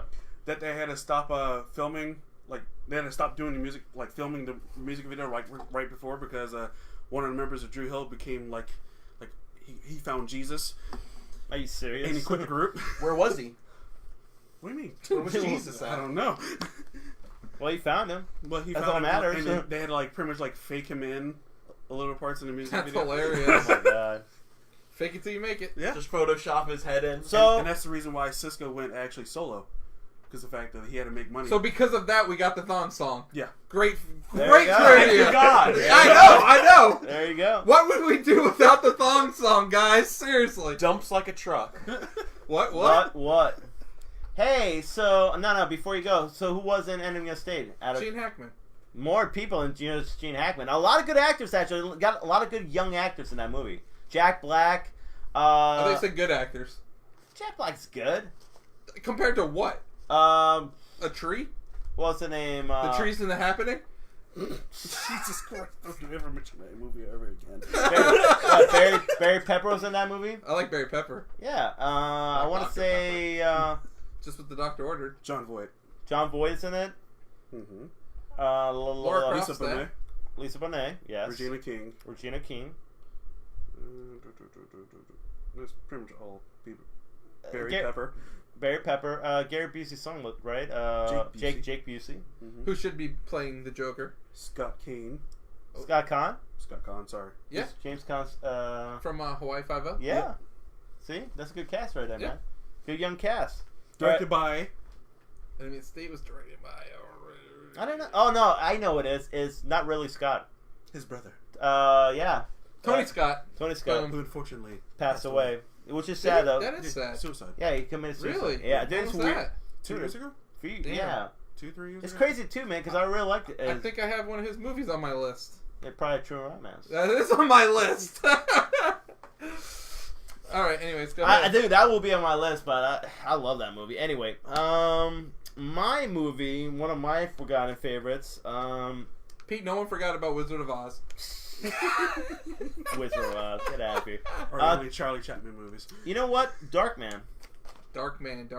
Oh, you Liam see? Neeson. Yeah. Yes, You good see- movie. You see, you forgot about that, Yes, didn't you? Liam Neeson. Great movies. You know what's funny about this movie? I remember watching this when it came out like 1989 or 1990, I want to say. And this Were there 3 of them? they were, but they were kind of, the other two were kind of like, B movies. well, no, they were like, what was it, made for video? Oh yeah, straight to VHS. It's straight to VHS. But I really love this movie because it's actually directed by Sam Raimi. This is right after he did the Evil Deads and all that stuff. Great movie series. I agree. But it's cool. But what's cool about this is, like, Darkman is pretty much a revenge movie. So pretty much what happens is he is this scientist who somehow the mob, like, they were after something, and they pretty much beat him up and kill him. They thought they left him for dead. Blew up the whole place, left him for dead. He ends up in a hospital. He is all bandaged up, and he pretty much escapes the hospital. But he finds a way to kind of make masks where he can, like, like all his face is all disfigured, but he can make masks and be other people and all that. And he has like this like really awesome strength too. So this is kind of like the way he did this film is kind of almost a comic book movie. Okay. So it's a really good action movie, and it kind of has a lot of comic book elements to it. I felt like. So this pre, of course, Spider-Man. But and it's like rated R also, so it has like really cool action scenes, really cool, and it's kind of cool because at this time there weren't too many comic book movies. So there was Batman and this Superman. is well done though. Very well done too, man. I mean, it has this little cheesiness here and there, Well, but it's the 80s. But I mean, there's one scene that really is so awesome. He's pretty much, and I don't know who the stuntman was. He's fucking crazy, but he literally was on this helicopter on the ladder of the the helicopter that's like flying around the helicopter, like holding on the ladder, and pretty much going around the city like that, and I'm like. Throughout the whole movie, and he's getting shot at in that whole scene, and it's like such a badass scene and all that.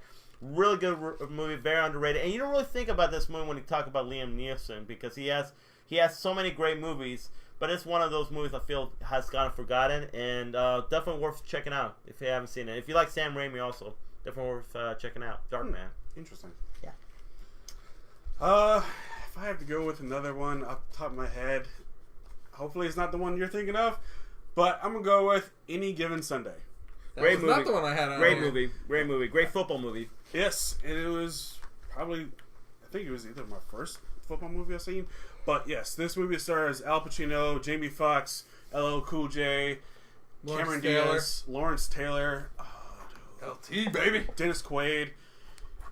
I feel like I'm forgetting someone else. But, yeah, it's pretty much like kind of like an underdog movie. Like Jamie Foxx plays a third string quarterback, and Dennis Quaid plays the first string quarterback. Dennis Quaid gets like freaking wrecked, and he was out for like most of the season. And then the second string guy comes in, and he gets wrecked. And so it's freaking up to Jamie Foxx, who's played his character name is like Willie Beeman or something like that. Yeah. And he comes in and tries to take over the team, and when he does so, he's like a Michael Vick. He's like a Michael Vick, but like he changes plays like on the fly. Yeah. Like he'll win you games kind of a thing. And everyone's like, "Oh, you just need to stick to the playbook. Stick to the playbook." He's like, "No, I make my own plays, whatever the case may be." And but the funny thing about this whole movie is the fact that how much tension and drama on set was for this movie. Really? Like from LL Cool J and Jamie Foxx fucking hate each other. Really? Yeah, the fight scenes that they have with each other, those are real. That's crazy. That actually really did happen. And the fact that did Mama say knock him out? Yeah, and he knocked him out.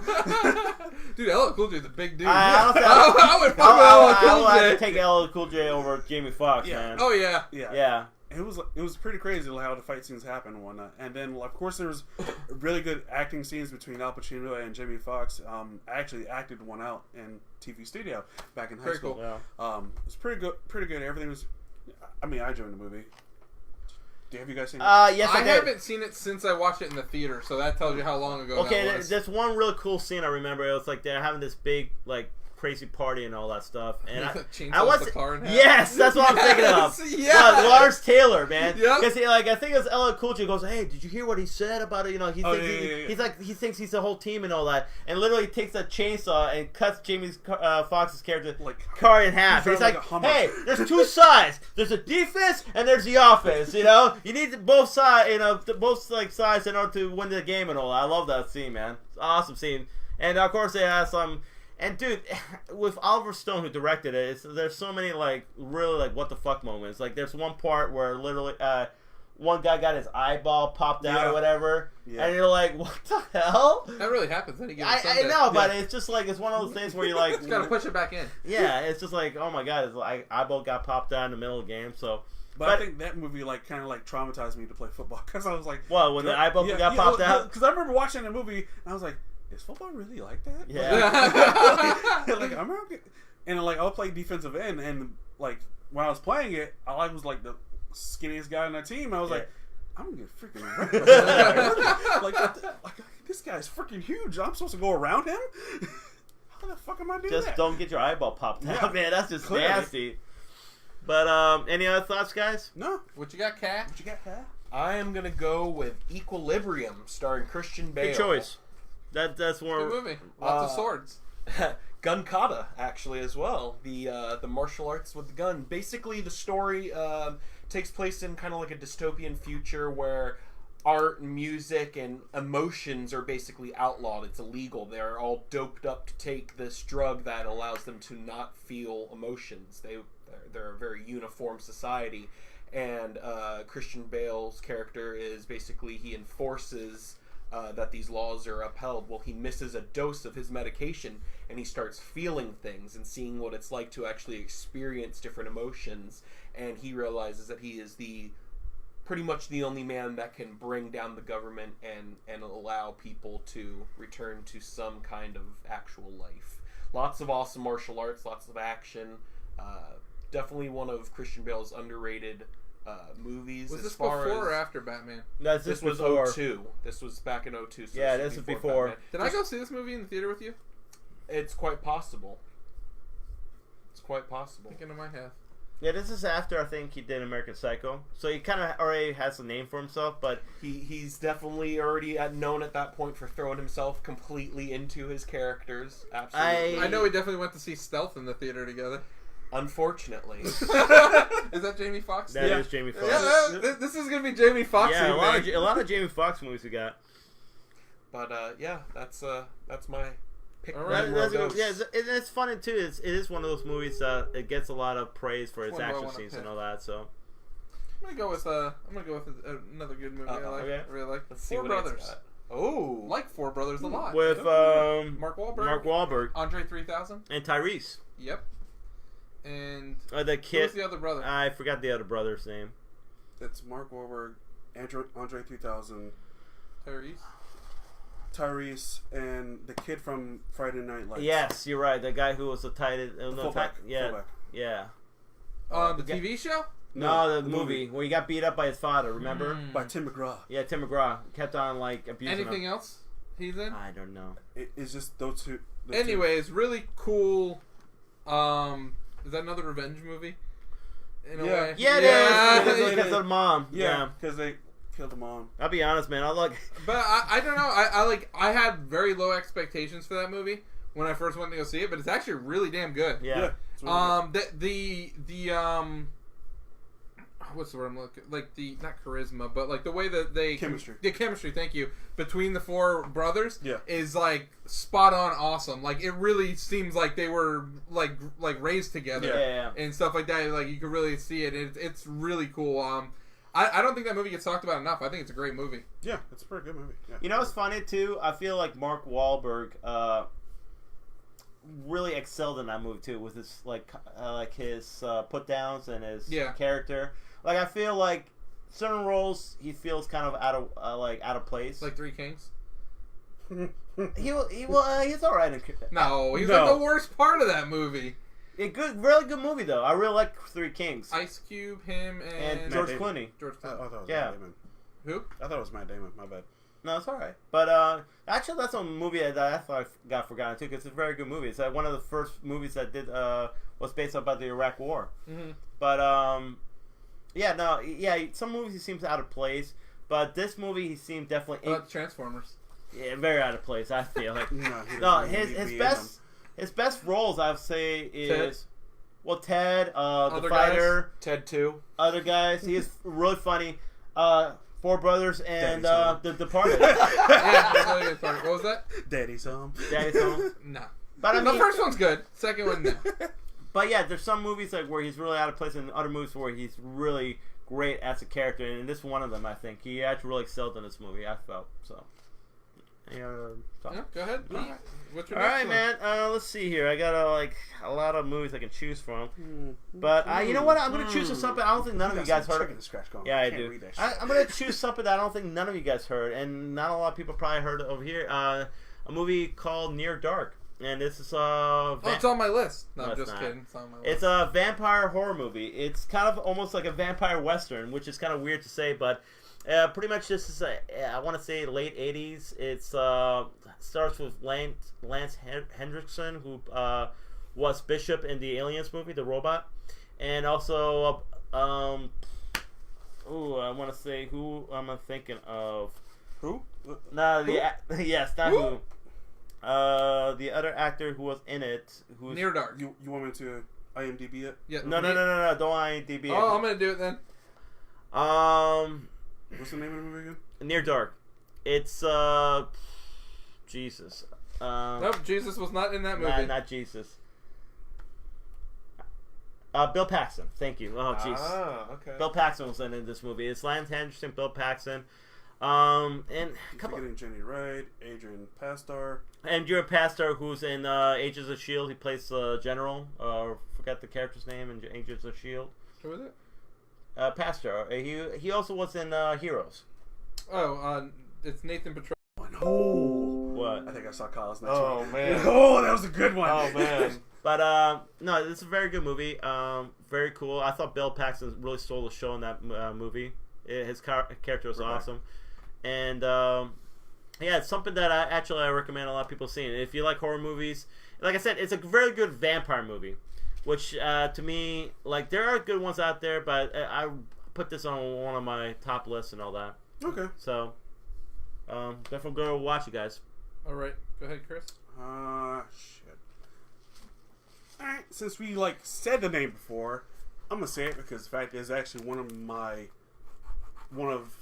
Denzel's best movies, Man on Fire. Very good movie. Man on Fire stars Denzel Washington, of course, Dakota Fanning, Christopher Walken, Rashawn Mitchell. Yep. And that's about it. But it's mostly a story about Denzel Washington being a kind of like a retired agent of sorts, and he moved down to Mexico to pretty much retire, kind of a thing. And then he was offered his job to take care of Dakota Fanning. Dakota Fanning was maybe 9 at the time. Yeah, it's one of her first movies. Yeah, 9 at the time or something like that. And the fact that in this part of Mexico, kids are being kidnapped like it's freaking hotcakes. Yeah. Unfortunately, and whatnot. And unfortunately, she gets kidnapped, and he ends up getting shot to the point where he could barely stand, or whatever the case may be. He can barely heal from it. And but before she gets kidnapped, they both create this bond with each other. First, he was reluctant on it. He's I'm here to be your bodyguard. Yeah, it's suicidal throughout the movie. Suicide threats. Oh, well, the beginning of the movie, I should say. Yeah, beginning of the movie was he was all suicidal, and then eventually she broke through him, and he put his walls down and whatnot. It's yeah, we have this bond together. Yeah. I'll help you do your homework and all this kind of stuff. And then to come find out, the 2 days later, she gets kidnapped. Yeah. Also, who plays her stepfather? I want to say, because there's no Mark Anthony. Yes, there's no way that Mark Anthony is father to Dakota Fanning. There's no way. No, Is that Jennifer Lopez's ex-husband? Yes. No. I think they even said it that she remarried with him and all that. Okay. Because we're wealthy or whatever. Yeah. He was wealthy, Taco but flavored kisses.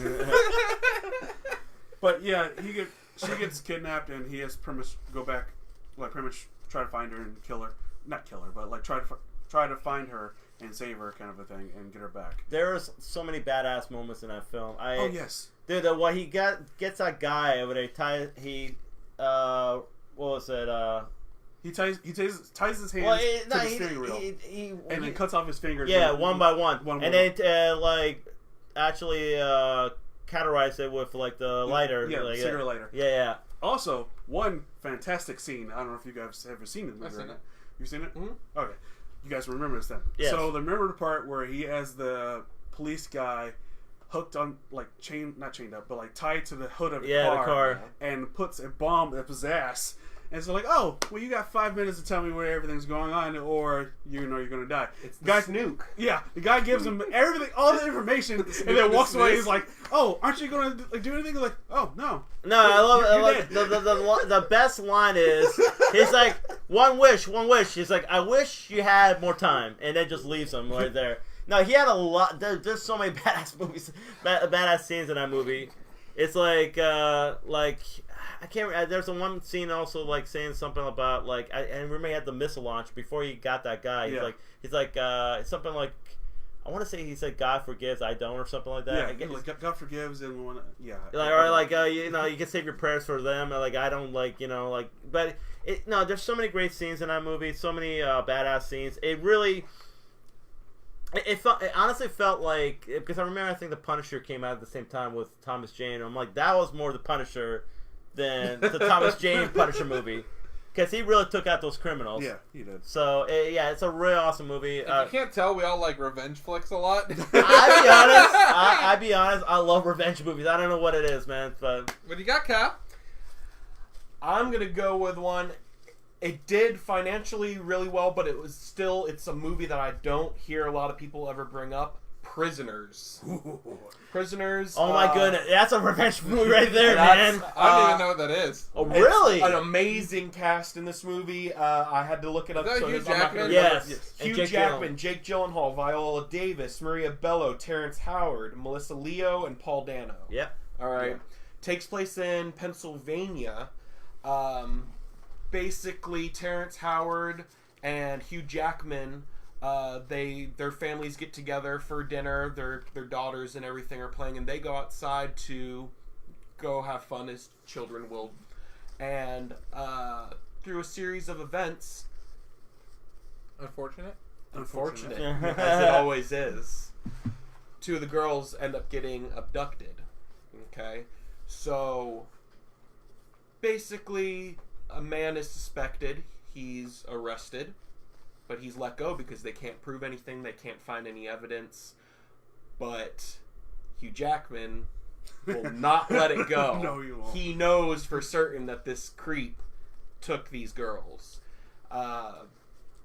Just What- leave it there because I haven't seen it. Like it's one of the best. What's the line that he says? They didn't cry until I left. yeah, and like when that happens, and then like there's an interrogation scene in this movie with Hugh Jackman and this guy, and it's like one of those things like it's the scene that will make you cringe, but like it's a very good fucking scene. Amazing. It like really brings out, like, for me, it really brought out Hugh Jackman's acting chops. Yes. And, like, I was like surprised he wasn't nominated for the role he played in this movie. Yeah, I was just want to say though. I'm sorry, I didn't even cut you off. You're good. But both Hugh Jackman and Jake Gyllenhaal did great in this movie. They're both characters were really good. Jake Gyllenhaal plays a detective in that, trying to solve the case and all, trying to figure out what's going on. But him and, he clashes with him and Hugh Jackman because Hugh Jackman's, trying to do his own kind of like Vigilante. justice, Yeah. kind of stuff. But it goes to show though, and I'm not trying to give anything away. What, as a father, what would you do to find out your children? What's going on with your, like, where's your daughter at, or where's your whoever? And you have somebody who's a creep who, you think he might abduct you. You'll do whatever it takes. And that's pretty much what he's left to. You'll do whatever it takes to find out where your daughter's at, or, to save your daughter. And that's what he does. And that's what makes this movie amazing. Because there is certain things where you kind of like, it literally leaves you kind of like wow, certain things where it's like morally kind of like, is this morally justified or not, what he's doing? But at the same time, as a parent, who can say it is or isn't? And I think that's what's so awesome about this movie, because I don't know how many people like wouldn't take this, do something about this, if whatever it takes to find your daughter, save your daughter, or get revenge in a sense. So definitely makes Hugh Jackman seem like a real, like an animal Yeah. of some sort. But Like, I mean, but A you Wolverine. yeah, A rabbit. that would be Wolverine? it. That would be it. But it's such emotion on him, because you can see him like literally breaking down. And there's such emotion, such anger, and all that. Such so. Surprised he didn't sing a song. The man can sing. Oh, the man can sing and dance. But I agree. He's amazing that he can do both. Yeah. That's incredible. He's to me. an amazing actor. Yeah. Have you He seen really Dirty is. Swimming? I have not, but I thought we were going a completely different route with this because my immediate thought was Les Mis. Well, that too. But Greatest Showman. Greatest Showman's really good. Yeah. I don't even like musicals, and it's really good. Neither do I, but Les Mis is fantastic. It's just amazing though. Like, he can go from Wolverine to The Greatest Showman to Prisoners. Like, he can go from one acting role to another and do a great job with it. And so yeah, I really appreciate Hugh Jackman, his acting chops. He's Absolutely, great. and he does seem like he's fairly underrated as far as I being agree. a He is character actor. fairly underrated, and I think because a lot of it, because he's known as Wolverine. And to Absolutely. be honest, Logan was amazing, his acting in that movie too. So that's another one right there. I can say that he's done a great job. So anyway, any other final thoughts, guys? Nope. All right, yours. Oh, How many are at? Because we're getting along with this. I'm on my fourth. Okay. Yes, we're definitely on 4. Yeah, so I'm gonna go with one of my all-time favorite movies. I'm gonna go with Frequency. Absolutely love Frequency. You know what's funny? That is a movie that's not talked about. It's very forgotten, I think. Yeah. That's an amazing movie too. Now they did make a really garbage TV show off of it, and it really didn't like do the movie any justice. But How can you beat a movie that's got Jesus Christ in it? literally JC? But have you seen it? Yeah. Okay, but yeah, it has Jim Caviezel, Dennis Quaid and Jim Caviezel. Yep, Dennis Quaid, and then Maria Bello, I think, is his No. mom, right? No, it's not Maria Bello. You sure? No, it's the actress from Oh no, Lost. it was from Lost. What's her name? Oh. Gosh, I know her I name. know, her name, man. though. Man, if this was a movie game, we'll be out already. Yeah. Wow, that's bad. I can't remember who. I know. I forgot Elizabeth Mitchell. Yes, thank Elizabeth you. Mitchell. And does it say who plays Nightingale or whatever? The bad guy? Yeah. I forgot. I don't really know that actor very well, but it is on. Is it the character name Nightingale? He was like the Nightingale murderer or whatever. Yeah, Is it Andre Barger man, probably. Yeah, probably. from Brooklyn Nine-Nine? Let me see it. No.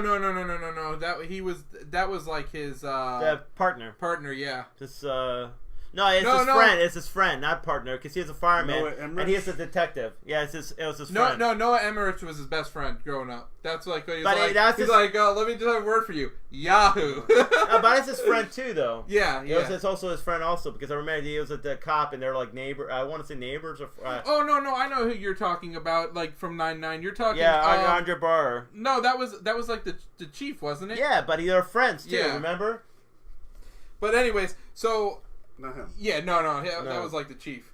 But anyways, it takes place in New York, and Jim Caviezel is. Michael Cera's in that movie too. I guess start from the beginning. Dennis Quaid is a Man. He's a fireman. And so he like has to go to a fire one day when his son was little. And he winds up dying in the fire. Yeah. So, anyways, fast forward 30 years forward, and Jim Caviezel's his son. He's grown up. He didn't go the route of firefighting because what happened to his dad. Instead, he went to be a police officer.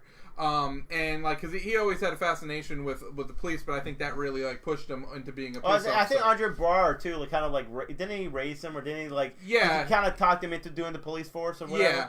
So anyways, so there what happens is like it's exactly 30 years like after the fact. Yeah. And there's the Aurora Borealis is happening. Yeah. The Northern Lights. And so what this does is it messes up like the radio frequencies. Yes. And somehow Jim Caviezel's character is going through like a radio, one of the old pilot radios. He's able to talk to his dad in the past.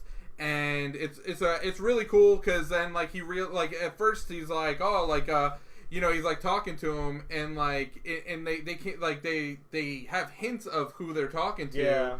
Jim Caviezel like realizes first like that, hey, that's my dad. I'm talking to my dad, and then like and he's like no, he's like who the hell are you? Get get off the radio, like like how do you know my son? Like Isn't it because he called him Little Chief and all Yeah, that? he goes- My dad used to call me Little Chief, and then he's kind of like, what is this? And Yeah, then they start exactly. asking questions, and then they're kind of. But I think what happens after the day it was after the baseball game that Yeah. really gave it away because he goes like the Yankees, right? no, it's the Mets. Oh, the Mets. Yeah, the Miracle The Mets. amazing Mets. The amazing Mets. Yeah. Yes. So anyway, so what happens is like he's basically asking him how like he goes, oh yeah, the Mets are gonna win this game Yeah. like 4-2 or something like that. He goes like the guy like scuffs his like the ball on his shoe Yeah. and he's able to see it and he hits a home run and that's how he wins. So then he's like listening to the radio the next day and like it happens exactly the way that he says and he's like, oh shit, it is him. Like and that's when like they start talking, and Yeah. then he saves his life because he warns them about the fire. Hey, be careful! That fire's gonna kill you. but then it makes like a really crazy chain of events after Yeah. that. But anyways, I don't want to give it away because like that's kind of like the cool point of the Yeah, movie. it's a really awesome movie. Great premise. Actually, a great feel good movie. great premise too to the movie. How you can. It's kind of I a don't remember. kind of a time. I mean, it's not time travel, but it definitely changes the whole. Yeah. Yeah. So really cool movie though. That really good choice. I really like that one. All right, so any other thoughts? Nope. What you got, man? What do I got? Oh, You know what? I have that one on my list. Which one? My top one. I'm not gonna pick that one. I'm gonna leave that to you. But I'm not gonna pick that one either. so, are you not? No. I'll let honorable mentions. But so we're talking a lot about Denzel. This one that I think a lot of people have forgotten, and it's a really good movie. One of his early ones, Ricochet. The one and only. Ricochet, yes. He. What are you shaking your head at? No, I've never seen this movie. It's a really good movie. Like There's Denzel. a really fucked up part. It in this really, movie. yeah. There's a lot of fucked up parts in this. No, there's one really fucked up part in this movie. A couple of them. I No, think. one really Anyway, fucked up part. Denzel plays a cop. Hostile fucked up part. That's what I'm thinking. Genital No, mutilation. like almost even like worse in a way.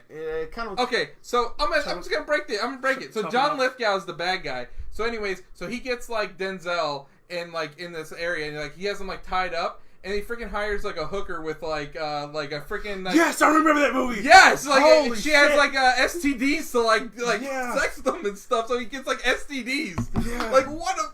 Like, I remember that movie now. It's a really messed up movie, honestly. There's like, cause what happens? Denzel's a cop, and he pretty much arrests John Lithgow, and he's a criminal and all that. And John Lithgow finds a way to get out of prison, and pretty much have this whole revenge plot against Denzel. He's the Trinity killer. Trying to literally mess with his life, and do any like he does that. I think he kills one of his friends and frames him by putting like all this like I want to say child pornography with him and all that, like one of his friends and all that, so ruins his whole life.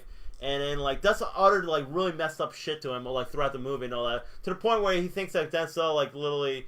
I'm not trying to give the plot away, but he's trying to make You're sense. doing a good job. Tries to, but he literally tries to mess him up so bad and all that, and it is really good. Like I said, there's a lot of messed up stuff in that movie, but I thought it was a really good movie because of how messed, like really John Lithgow's a disgusting, despicable character in the movie. Oh, He's absolutely. a great bad guy. Great I bad can say guy. that from Dexter. So You know what's Yeah, funny I've about that guy? Great bad guy. Really nice guy though in real life. I think he's a really he seems like a really nice, very happy guy. But somehow in the movie he plays some of the most despicable, disgusting characters and all that. And this is one of them too. And it's like I said, the movie there's a lot of really disturbing, really messed up scenes, and you're like, what the hell? But I think it's one of Denzel's really forgotten. Yep. I mean, it's a great movie. Denzel has a lot of great movies, but I feel one of them that not a lot of people mention, and it's really good, so. Mm-hmm. What else you got, Chris? I think off the top of my head. Collateral. That's on my list. You know, it's funny. I was glad you didn't. You chose. I was glad I didn't choose because I put it on my list because I love that movie. Yeah, I love that movie. I love too. that movie Great too. movie. Let me guess, because it was Jamie Foxx. No, because this is a movie where Jamie Foxx almost killed Tom Cruise. In real life? Yeah. Like IRL. on purpose? And, yeah. No. What the fuck? Well, I don't know what. Attempted murder, Pete! What? Are you trying to get in a fight or something with him? No, on set, On actually. set. Probably because Tom Cruise is dumb and doing his own damn stunts. Yes. So what happened? It was the fact that Jamie needed to crash the car, Oh, okay. I know what you're and talking then about. I forgot what exactly he did, but he did it to a point where Tom kind of got hurt, and it was like, oh shit, I think I almost killed Tom Cruise. But then almost everyone who's been in a Tom Cruise movie who's played with him has almost killed him at some point. Like Emily Blunt in Edge of Tomorrow almost killed him on set.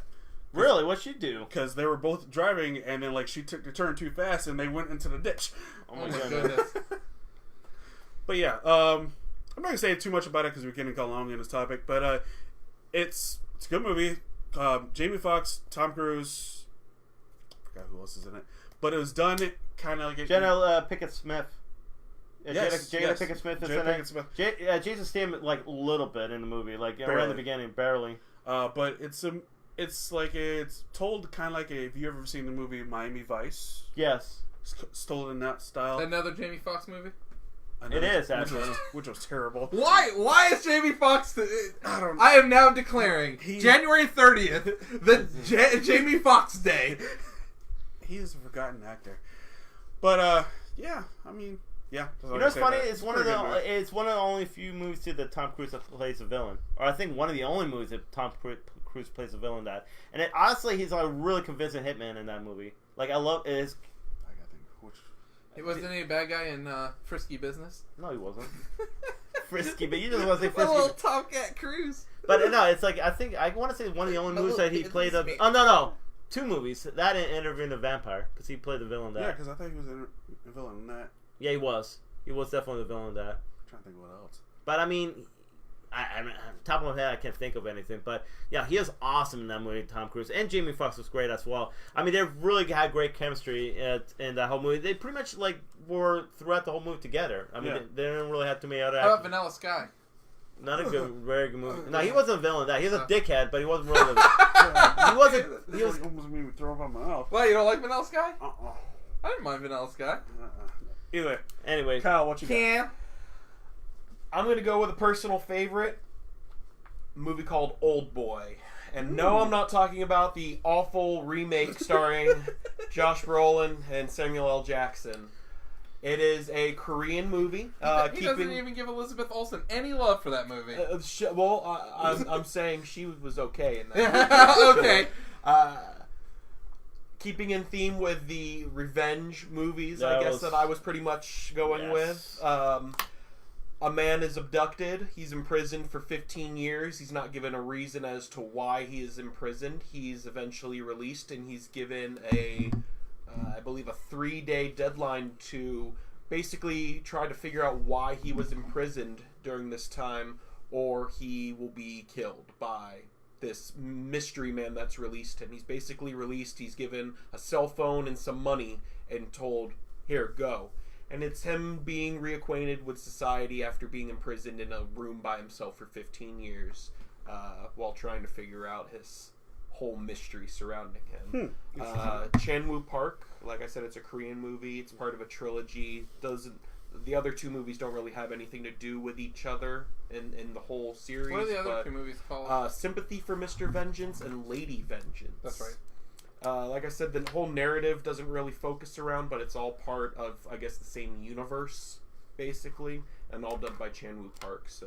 that's good action. It's known specifically for one really iconic scene that's done in a very wide frame shot where the hall room fight. Correct. Ode-Soo, the main character, as he's finally being released after the 15 years, he fights. He goes back to this place and fights a bunch of people in the hallway with a hammer.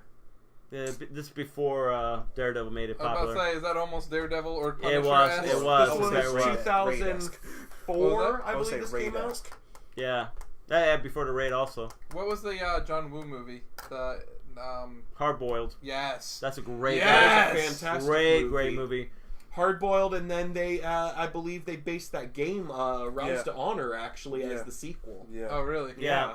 With Jet Li. So, go ahead. No, that was What were you it. saying? No. That's an awesome movie. So, Pete, are you going to mention this one right here? I will. You can mention it. No, I'm going to use it as my honorable mention. Cause I'm just going to go over the other ones I have, and then I'll save what my other one is. Okay. So I had Road to Perdition, True Romance. I also had Collateral, and I had Dread, the new Dread movie, which is another one I would put on my list too, because that's an amazing movie too. And that's new, so it's hard to say it's forgotten. I just think no one watched it. No, but the movie's freaking amazing. Yeah, I'm gonna watch it. Well, with Carl Urban, dude, I love that movie. So good. If you like Raid Redemption, that's pretty much like kind of like their own version of Raid, but it's an amazing movie too. So, anyways, I'm gonna go with a Mel Gibson movie. Okay. And this movie came out in the 90s. Yeah. And it stars Lieutenant Dan, Gary Sinise. Oh, dude, I know exactly what you're talking about. Great movie too. Yeah, Ransom. Ransom. I don't know if you guys have ever seen Ransom. Yep. Yes, but that I feel like that movie doesn't get enough love. So revenge, I guess. Again, that is a revenge movie. So I think the cool twist in that movie, and it's a million years old, so I'm just gonna go ahead and but I think so what happens is his son gets kidnapped. He's being held hostage for like $2 million. So the cool twist in that movie is halfway through he gets in front of the camera and he says, okay, he's like, I got $2 million, but I'm not going to give it to them. I'm gonna like put a bounty on their head. Anyone kills these people and gives my son back, you get $2 million. Give me back my son. Yeah, dude, like so that kind of sets off the movie right there. So Oh yeah, that's pretty. That, yeah. Yeah, pretty cool scene. Like, cause I totally wasn't expecting that when I first watched it. Well, you know, it's funny. It's kind of like Prisoners too, where like, what would you do if your son is like whatever kidnapped, and you know, like, and the thing is, so a lot of people thought, well, I'm not trying to give the plot away, and I don't want to say anything if people haven't watched it, but it is kind of one of the point when your parent, you put in this position, you're like, what are you gonna do to save your son, or how are you're gonna take matters to your own hands to do this, and all, and that's pretty much what the movie is. Yep. It's a really great movie too. I really enjoyed that one. Go ahead and just go ahead and yours, Pete. All right, so we're at 5 right now, and I'm gonna mention honorable mention as soon as we're done. But one movie I gotta pick though, and I don't think a lot of people watch this movie, is Judgment Night. That's with Love Judgment Night. Emilio Estevez, Cuba Gooding Jr., Cuba Gooding Jr., Stephen Dorff. They're all these friends and all that who pretty much come after. Also, Jeremy Piven. They're all friends. They come after a boxing match and all that. Take a wrong turn and it's like kind of. Isn't Dennis Leary the bad guy? Yes, he is. And Dennis Leary is like, I guess he kills this guy right in front of them and all that. They're in this minivan or whatever, and he kills this guy right in front of them. So pretty much been running. They're pretty much like the whole night they've been running, trying to run away from him. Was it a minivan or a motorhome? A motorhome. Yeah, I thought they were in a motorhome. Like Jeremy Piven driving this motorhome, and they pretty much take a wrong turn in this street and all that. It's like I don't know, the ghetto, whatever you want to call it. That's the bad, you know, and pretty much they witness a murder which Dennis Leary committed, and Dennis Leary is pretty much after these guys throughout the whole night. They pretty much run away from Dennis Leary, and Dennis Leary plays a really good villain in this. So yeah, it's a really awesome movie. Like, and I, you know, like it's and pretty much like Emilio Estevez and Cuba Gooding and Stephen Dorff and Jeremy Piven pretty much run throughout the whole movie. Yeah, they're on the run the whole night from these guys. But really awesome movie, really cool. And it's like one of those movies like not a lot of people talk about too. Yeah, you know what's another movie I just thought of? Like, because you kind of remind me of Surviving the Game with Ice-T. You know, that's another movie that's gonna think of that too. Okay, so like these guys, I'll be really quick. But like, so basically, like these guys, it's Rutger Hauer and like a couple other guys, right? And Rutger Hauer. Either way, so they're like rich guys that like to go hunting. So what they do is they go pick up like homeless guys, and then they bring them to the cabin. Like, oh, we're gonna feed you, like take you on a trip, and then they're like, okay, you got 30 seconds, and we're gonna hunt you down and kill you, and then send them out there. What they didn't realize is when they did that to Ice-T, the dude was trained military, and so he actually went out there and he fought for his life. Dude, that's a good movie. That's a very good movie. Yeah, Gary Busey, Rutger Hauer. Oh my god, I forgot the other actors in that movie, man. But yeah, that is a very good movie, though. And that's actually going to be one of my picks, too. Go ahead, Chris. Finish yourself. Go to your honorable mentions. Oh, honorable mentions? Well, okay, so I'm a 5. Do you want me to name 6, too? Just name all the movies. I'll name all of them. Alright, fine. So, this is my list. So, Fright Night, the original Fright Night. The horror movie in the 80s. That's a really good one. Suicide Kings with Christopher Walken. That's another one. As well. That's another Johnny Galecki. Johnny Galecki. Me, Myself, and Irene. I think it's a really underrated Jim Carrey movie. Now people talk about that. The original Longest Yard with Burt Reynolds. No, not the new one with Adam Sandler? No, the original, because not a lot of people talk about that one. That's a great movie. Monster Squad. I don't know if anybody heard about that. With Fred Savage? No, you're thinking of Little Monsters. I don't know. Monster Squad is literally all Universal monsters. It's like Dracula, Frankenstein, Wolfman, Mummy, and all that. And all these kids, it's kind of like Stranger Things, because these kids like trying to like, these monsters are like invading their town. These kids are trying to fight them off and all that. That's so cool. Yeah, it's a really cool movie that came out in like, I want to say 1989 or whatever, 90. Here you go. And my last movie that I have is Road to Perdition. Tom Hanks has made so many great movies, and I feel that's one movie that people always leave out. And that's another another thing about that movie. It's a mob movie too. Yeah. And nobody really talks about that movie. So I think it was one of the best movies out there, and had an awesome score too. The music in that movie is amazing. It's really awesome though. So that really is one of my favorite movies, Road to Perdition, and I don't think a lot of people talk about it. So. All right. Crap! I just had it in my head. All right, so I'm gonna go with one right now. If I can think the others right now off the top of my head, it'd be great. All right, brains start working now. All right, one, Takers. Stars Zoe Saldana, Idris Elba, Jay Hernandez, Hayden Christensen, Paul Walker, Matt Dillon, Trevor Donovan, Michael Ealy, T.I., Chris Brown. I'm gonna be honest with you, I never even heard of this movie. Yes. I know this movie. It's a movie. I've seen it though. It's a movie with Idris Elba is like the main focus guy, and he has Michael Ealy, T.I., Hayden Christensen, Chris Brown. Like they're all like in a gang, kind of like in a group together, kind of like they do heists together and whatnot, and they're doing like one last score, of course, to like go off in the sunset. So like Solo. But better. But better. Well, that's anything, but I mean, yes. But yes, it's a heist movie, and it was done actually really well. T.I. was the last minute like guy in who's like, oh yeah, I have this planned right now. Like you come with me. We got this down. We got this covered. We can do this kind of thing. Nobody trusted him.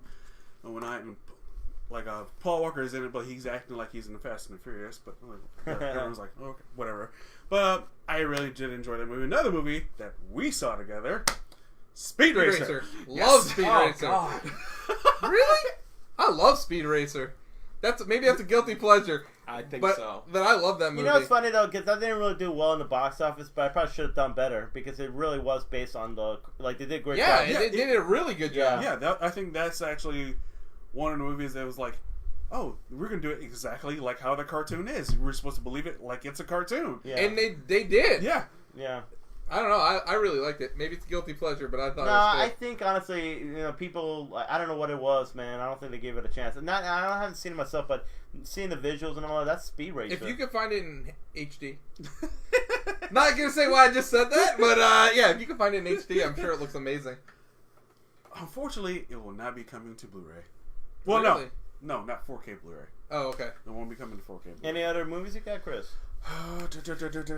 There was one I just thought of, but I completely forgot. Which one? No, just as he was talking, I was just like, oh, that's a good one, but Forgot to remember. yeah. Yeah. Remember the Titans? No, that's not forgotten about. Yeah. I don't think that's forgotten. I was I just think that's saying a it 'cause he classic. said that. I don't think that's forgotten. Maybe a about. Walk to Remember. No. No. Oh, Alpha Dogs. Alpha Dogs is forgotten. Yeah. I would say so. Yeah. That's a great movie. That is a great movie. That is a really good movie. Hostage is a good movie, too. Bruce Willis. Ben Oh, Foster. yes. That was a great movie. That was.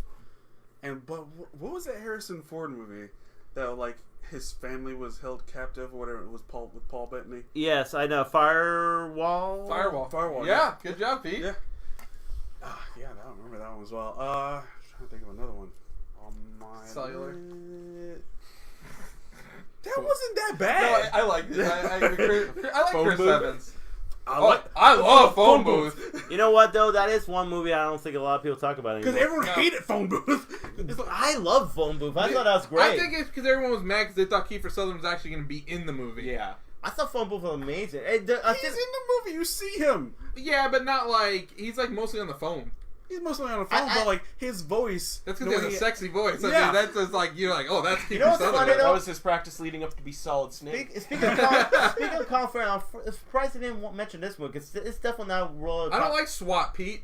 Get out of here. Tigerland. Oh, Tigerland's a good movie. Sold on Precinct 13.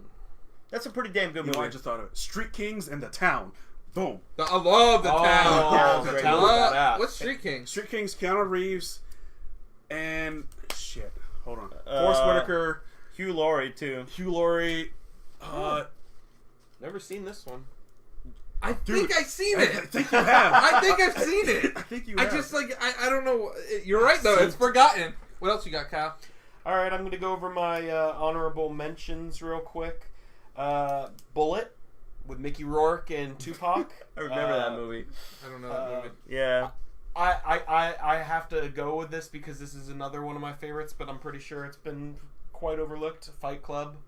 Fight Fight Club's nowhere now, man. It's not. No. Not in our No. circles, at No. least. Yeah, I was gonna say it's not relevant No. though nowadays anymore. I don't know. honestly. I think it should be more relevant now than it was back then, to be honest. The Lady Killers with Tom Hanks. Oh yeah, I remember that one. That is pretty forgotten, yeah. Why did I think Ladybugs when you first said that? Like with I- Rodney you know, Dangerfield? I don't know. I'm gonna go ahead and say Snatch as well as another Snatch is a one. great Great movie. I mean, they did make a series. I believe it's on Hulu right now. I think so too. I want to say. Chris Evans is in Street King as well. Is his name Rupert Grint, the kid that played Ron Weasley, is in the show for Jay Snatch. Moore, Cedric the Entertainer, Terry Crews. But for my final movie, it was actually a movie that was brought up earlier by Sam Raimi. I'm gonna go with Evil Dead 2, starring Bruce Campbell. That forgotten, really? You think so? As far as I would say, for contribution as far as what fun horror can be while being scary at the same time, it's usually so focused on nowadays, especially jump scares and being so cerebral and gore. Whereas there was humor at the same time as the feeling of hopelessness and horror was abound throughout the whole movie. What's funny about I think I've seen it. I think I've seen Street Kings. I just can't remember. What's funny about Evil Dead 2, it's literally almost a remake of Evil Dead 1. It is. It's just with a better budget. Yeah, that's what I'm saying, though. So that's kind of funny. So, yeah, that's a pretty good list, guys. Definitely a lot of forgotten movies and all that. I mean, I could probably think of more, honestly, on top of my head, but I just... He's really thinking about Street Kings right now. I thought I've seen it. I've seen Street Kings. I'm pretty sure I've seen Street Can I Kings. just point something out? How distracting it's been so far. Every time I look at your shirt with Mickey with just feet coming out of his head, every time you sit forward, it has been super distracting this entire time. Every time I look at you. Oh, I thought you were just looking at my junk. My bad. No, I feel like every time I look like Mickey must have been in Nam or something, and he had his body blown off. And Nah, he was actually in World War II. I He know was. that. I'm familiar. That's why Donald Duck is so mad. He's got PTSD. Yeah. It probably does. Right. Yeah, it's definitely a very good list, Do I we thought. have anything else? Yeah, we have a lot. Oh, we have the Lost Boys. They're making a TV series. Yes. Pilot ordered by the C-Dub. Hopefully it's not too much C-Dub. We'll see. It'll be more C-Dub. Oh, God. It's going to be a love story with a little bit of vampire. Yeah. Don't they already have that? Vampire Diaries? Didn't it end, though? Yeah. Oh, that's why they're bringing the Lost Boys. Exactly. Is Kiefer making a comeback? No, Hopefully not. I probably not. Come on, man. They don't have enough money for Kiefer. You know what, though? I hope they do justice, because I really That's enjoyed the Lost Boys. Not Justice League. Homeboy has We talk about vampire movies. That's a great vampire movie right I gotta there. tap out. I gotta wake up All far right, too early for so- work in the all morning, right, gentlemen. So, guys, Game James, he will be our resident streamer on the Twitch channel, so make sure you guys are watching. We will post his streaming times. What are you streaming this weekend? This weekend, I'm going to be continuing on with Kingdom Hearts Final Mix Proud Mode.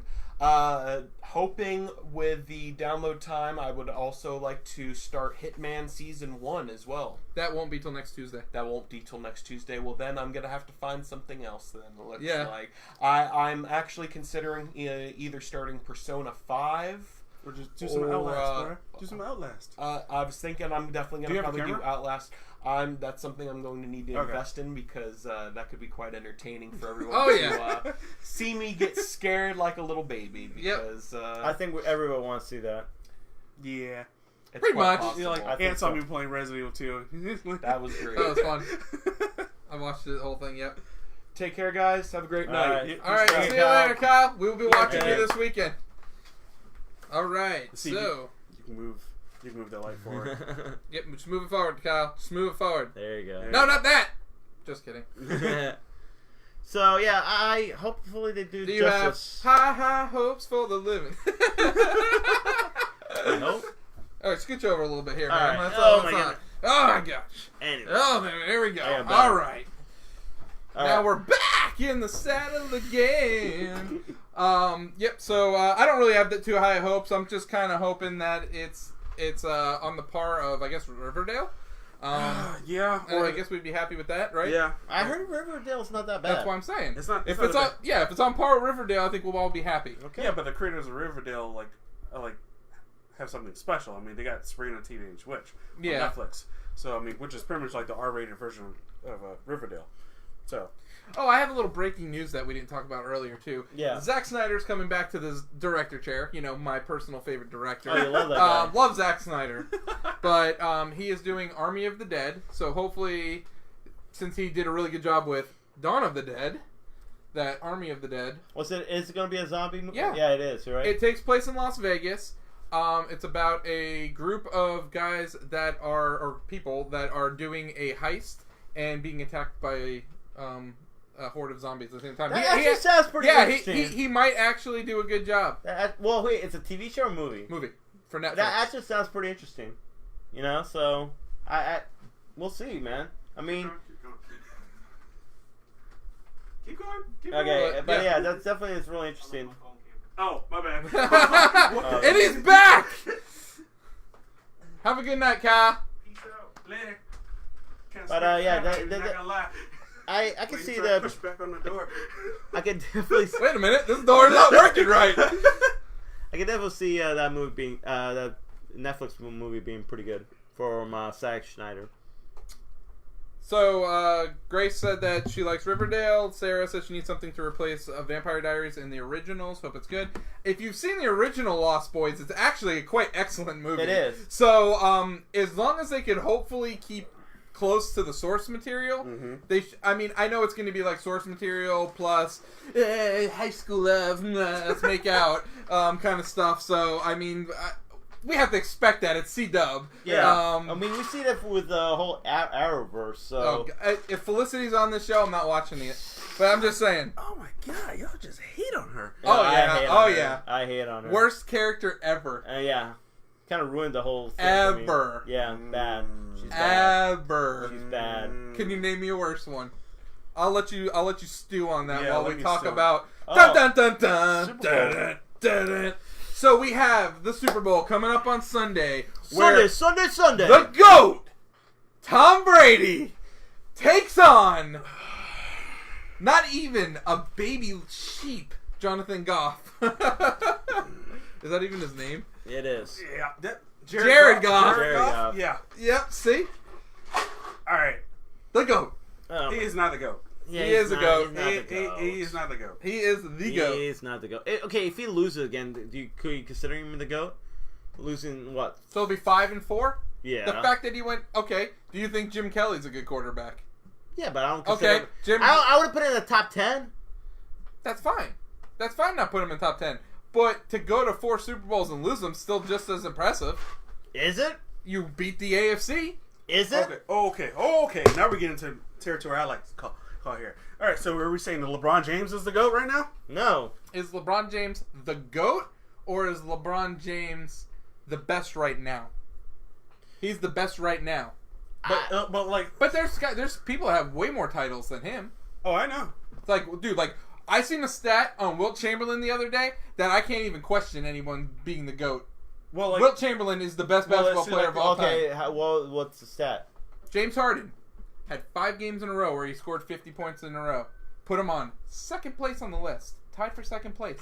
You know how many more games in a row he'd have to play to tie Wilt Chamberlain? The whole season, isn't it? He'd have to play 113 more freaking games at 50-plus points. Dude, and you can tell me the level of competition was shit? The dude scored 50 points. The dude scored 100 points. The dude scored 100 points in the game. Dude, that's the GOAT right there. But I don't know. Consider him a GOAT because he didn't. How many titles did he win? At least 10. No, he didn't win titles. That's Bill Russell.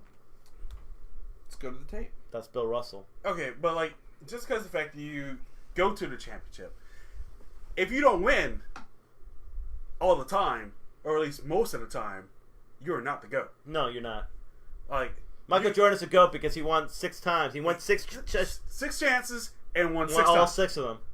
So I'll say Michael Jordan's the GOAT. He is a GOAT. I'd say Tom Brady, GOAT-esque, but not GOAT. No, he's not GOAT because, you're right. He's Joe Montana, I think, won what? Did he 4? And all 4 won. Yeah. Perfect record. Perfect score. Yeah. You know who won more? Jerry Rice. He won 5. Dude, that's why he's the best wide receiver of all time. There's no question Jerry Rice is the best receiver of all time. I mean, in my eyes. I think, honestly, Terrell and Randy, if they won championships, they probably would have been considered that. Or even if Calvin actually was with the team. Yeah. But, I'm sorry, go ahead. No, I just don't think that Tom Brady is Walt Chamberlain was only a 2-time champion. Yeah. That's crazy. Bill Russell, 8-time. That's crazy. Yeah.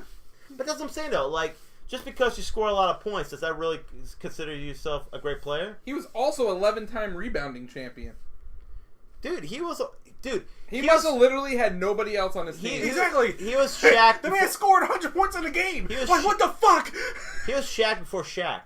But in all honesty, I mean, I think honestly the competition that time. Wow, he averaged 23 rebounds a game in his career. Oh my God, that's a rebounding machine. But you know what's crazy though? Like Oscar Robinson, And he still averaged 4 assists. That's impressive. But he's not getting triple dubs though. Oscar Robinson averaged triple double a season. Average triple double. But hold on a second. LeBron averages a triple double a season. No, Oscar Robinson really averaged a triple double. But hold on a second, guys, because now we're going into generational talking here. Yeah. Is really Steph? Is there anybody that matches Steph Curry? 3-point shooting though. He's like he's literally third on the list all time. He's 30 years old. He's probably gonna play for another 10 years. But like 3-point shooting wasn't popular. No, it wasn't. It wasn't. But there wasn't a 3-point line. But was it not popular because the guys just weren't like good at it? No, because they were focused on it. Guys in like from the Jordan era was more focused on the fact like, here, let me just dunk this right in your face. But also the greatest shooters out of that time, Reggie Miller, only averaged like 30-something%.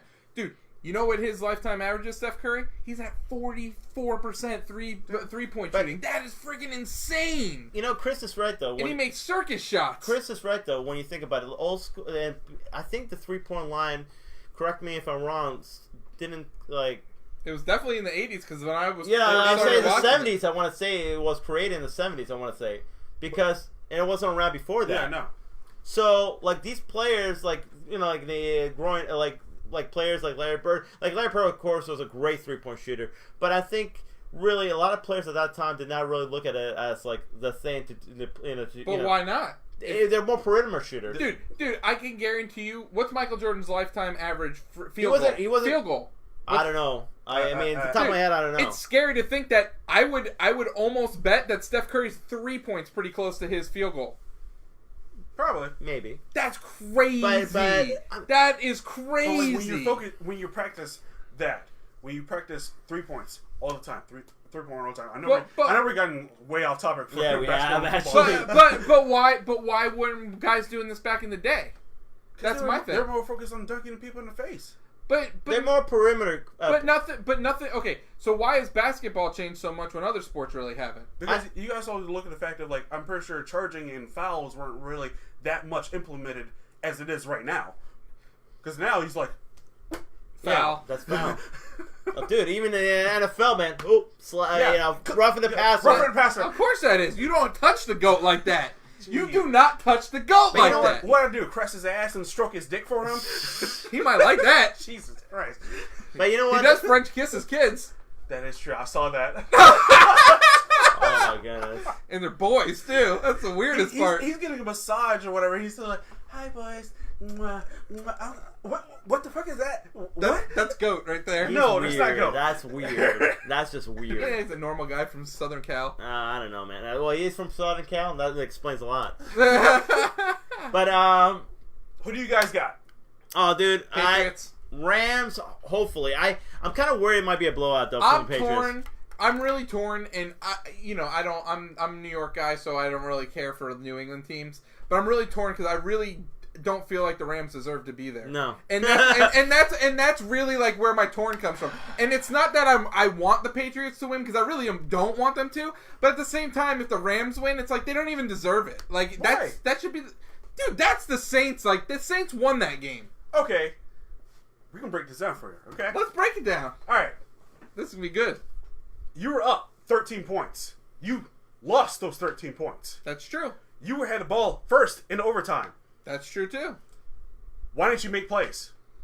Instead of making excuses, make big plays. He's right. You got a point. So you can't blame the whole game on one. No, you cannot play. because even. But if you look back at that moment, the game was over. If that gets called, it was over. It gets called. But properly. at the same time, if it was, but it wasn't. You blew a 13-point lead. You had the ball first in overtime. You could overcome that shit that happened. I get what you're saying, but I feel like that call changed the whole momentum of that game. It did. Like, there was no way the Saints were going to go down and score after that But, call. you know, I think they had, like, the Saints had bad play call in the end, too. Because they were, like, I think 1st and 10, we were talking about this before, and won the 10-yard line. Oh, instead of running the ball. Like honestly, that whole drive bit them in the ass because they called it. Okay, so like they ran the ball, then they had an incomplete pass, then they called a timeout. No. They didn't run the 1st and 10. I know they passed the ball. Oh yeah, and then he dropped it. Yeah, he dropped it. And then they passed it again and dropped it. And then of course that was like the third one. Then 10 was like the pass interference and all. They didn't call that. But instead of running the ball, running the clock. Yeah, they could have bled a lot of clock right there. Yes. I'm gonna play a clip. You can just hear it. Okay. Says make plays instead of excuses. Because what if he said, you know what, man, if we ever get a 13-point lead in this building with Drew Brees and Sean Payton, it's over. Oh, wait a minute. That's exactly what they had. A 13-point lead at home with Drew Brees. They did. Hold on. Who had the ball first in overtime? They did. See, what should have happened, Cam Jordan should have had a... Exactly. My point. I'm happy. Exactly. I'm happy it was coming from the guy with intelligence on that too, because Skip Bayless is an idiot. Yeah. I'm surprised. But I love Shannon Sharp. Yeah. I'm surprised Skip Bayless actually agreed with him because I figured he would. No, he was probably going to come back with some stupid argument. Probably. Thankfully, Chris shut it off in time for us to hear that. Oh my Dude, goodness. this freaking guy, Skip Bayless, at the end of this freaking season, couldn't take Dak Prescott's dick out of his mouth long enough to say a complete sentence. I swear to God, dude, this guy is like, oh, my Cowboys, gobble, gobble, gobble. Dude, seriously. And then, like, they freaking lose, and he's, like, sitting there crying about what, like, Jason Garrett? Yeah. Like, oh, fire Jason Garrett. Oh, blah, blah, blah, blah, blah. No, shut up, Skip Bayless. The Cowboys suck. They've sucked for the last 20 years, and they'll still suck next year. So, anyways, I'm done with that. Are you sure? Yeah, I'm good. So you got Patriots, Yep. Rams. I got the Super Bowl commercials. There you go. Wow. Yep. So no, you're not picking Not anybody? Maroon 5 at the halftime show? No, forget that. No, I'm guessing Avengers You know what? Super Bowl TV spot. I'm guessing Detective Pikachu's TV spot. I'm guessing Aladdin TV spot. Stranger Things, hopefully a trailer from Stranger Things. That'll be amazing too because we haven't seen one yet. Maybe. That could be possible. That happened last year. Or remember? Lion King. What year is that taking place in? What? The Stranger Things. 85, World City. Super Bowl Shuffle, baby! I want to see a Super Bowl Shuffle commercial Oh yeah. from the freaking Bears. Oh my goodness, you're right. Yes. That would have happened in 85, right? Yes. Oh yeah, it It's is the 85 Bears. Oh wait, but would that have been at the end of the year 85 into 86? 86, I don't know. It might have been. I gotta look that up now. That's I a gotta good- see when that game was I know played. it's 85 because But dude, that'd be perfect Oh, for the my commercial. goodness, dude, that would be smart. But definitely one thing everybody's excited about Super Bowl is the commercials, the trailers. Yep. I heard supposedly they say there won't be too many trailers this whatever. There's a rumor or whatever. I'm not sure. Won't But be what? there won't be too many movie trailers in this. Why? That's the best part. I mean, that's where we got Mission Impossible Fallout trailer from Oh yeah, last year. I agree. With Dude, the is there anything you want to see? Any real trailer you want? No, so that would have been 86.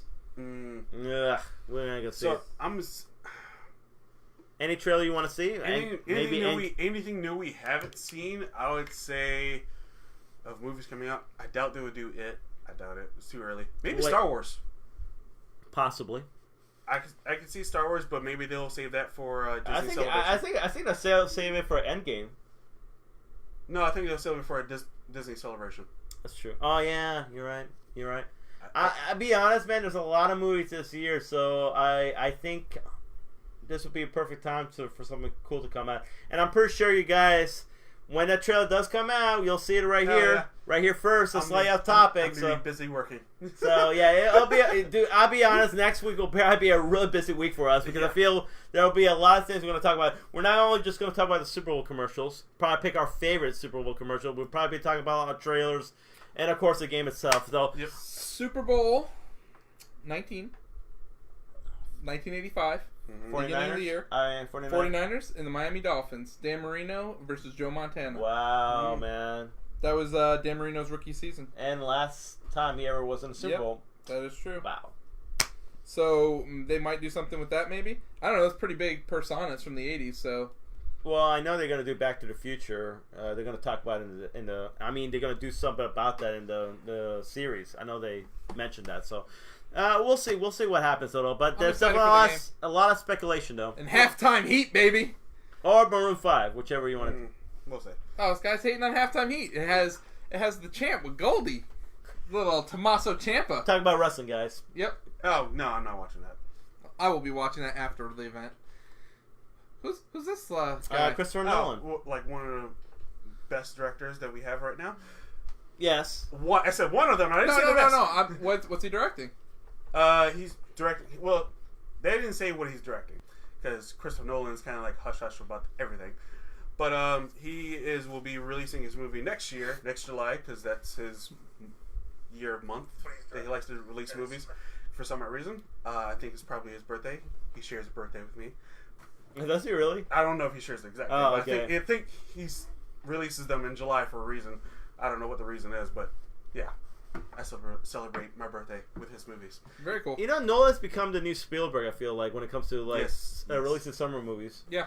I would agree with that. Has Nolan really done a bad movie? I think I haven't seen Dunkirk yet, but I've heard good things. No, it got nominated for an Academy Award. Yeah. Let's see. Insomnia? Yep. Yes. Love Insomnia. That's a great movie. Also, Memento.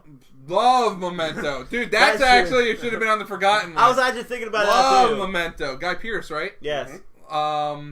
Batman, of course, you got the Dark Knight trilogy. And Interstellar. Inception. My favorite movie. That's Dunkirk, and is there another one? Yeah, didn't he do, can't think. Did he? He didn't do the Prestige, right? That was... Yeah, that's it. That was the movie. Thank you. That was him as well. Prestige. Good another great movie. Yeah, so he hasn't really made a bad movie. So he really hasn't. Nothing yet? No plot? Nothing? He likes to keep things close to the chest. Yeah, he hasn't done a bad movie. Yeah. He hasn't done a bad, knock on wood. So, I'll be looking forward to that one next July. Detective Pikachu already 2 has a sequel because that trailer was so goddamn lit that you know what it is. Not only was the trailer that good, I feel the movie is that good because somehow somebody must have greenlighted and be like, okay, this movie's so good, let's make another one right now. Because very rarely does a studio go over there.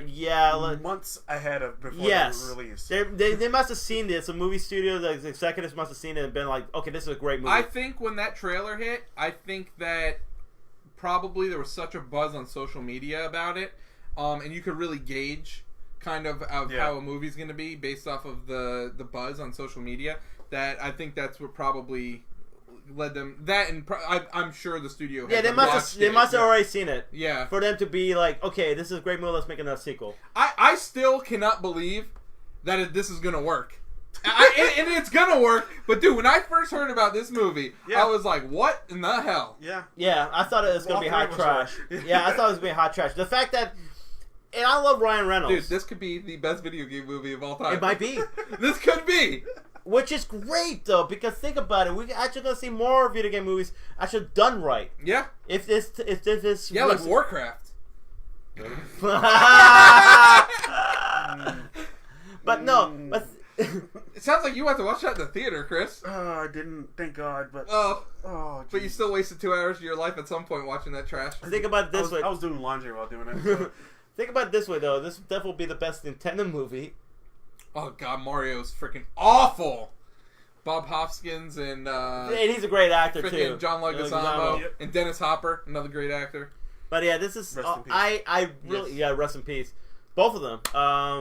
But I really have high hopes for this movie. I think the fact that they're making a sequel kind of confirms our hopes. I think this movie is going to be really, really good. So we'll see what happens. Man, we are at 2 hours and 13 minutes. Sorry.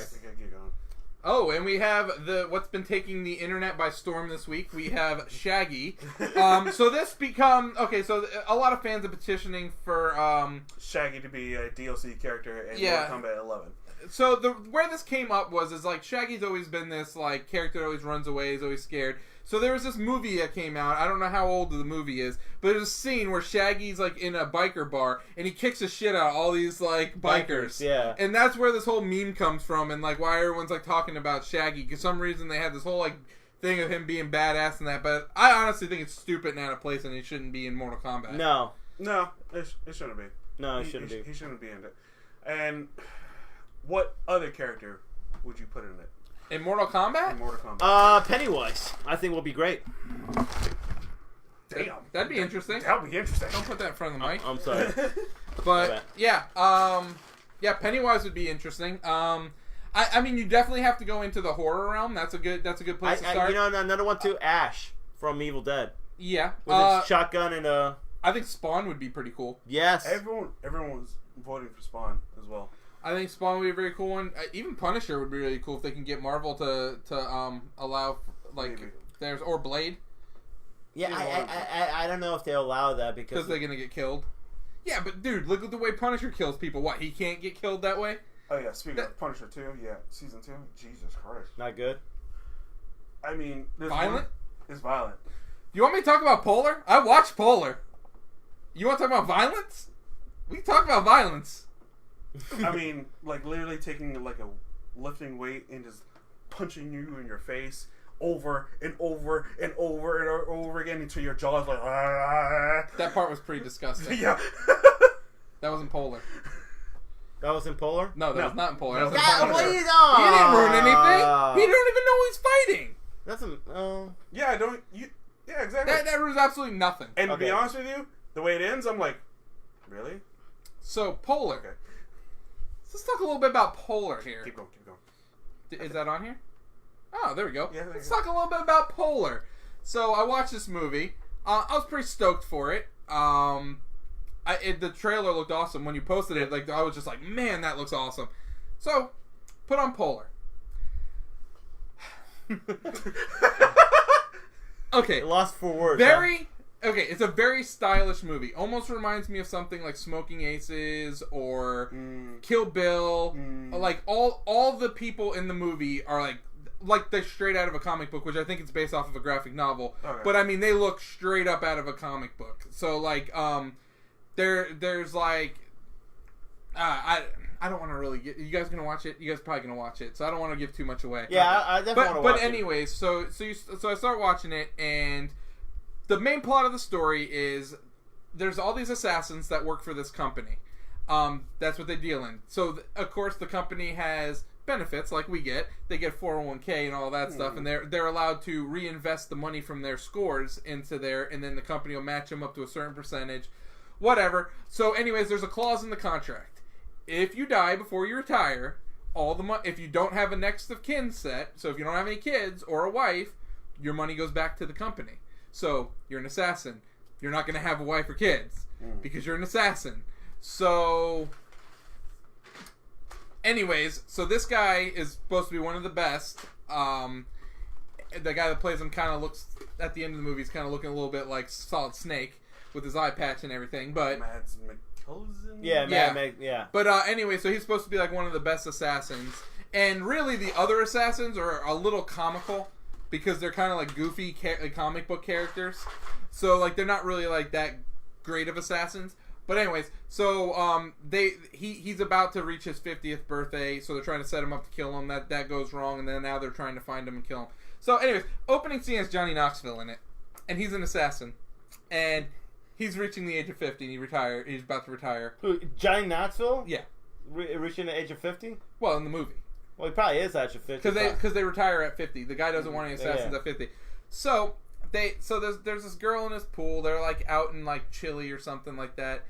And dude, okay, let me just tell you. You know Roma? we got some stuff like this going down here. So anyways, so he's with this girl. She comes up. They start like making out or whatever. And then she's like, "Oh, it's blow time." And then she starts to go down on him.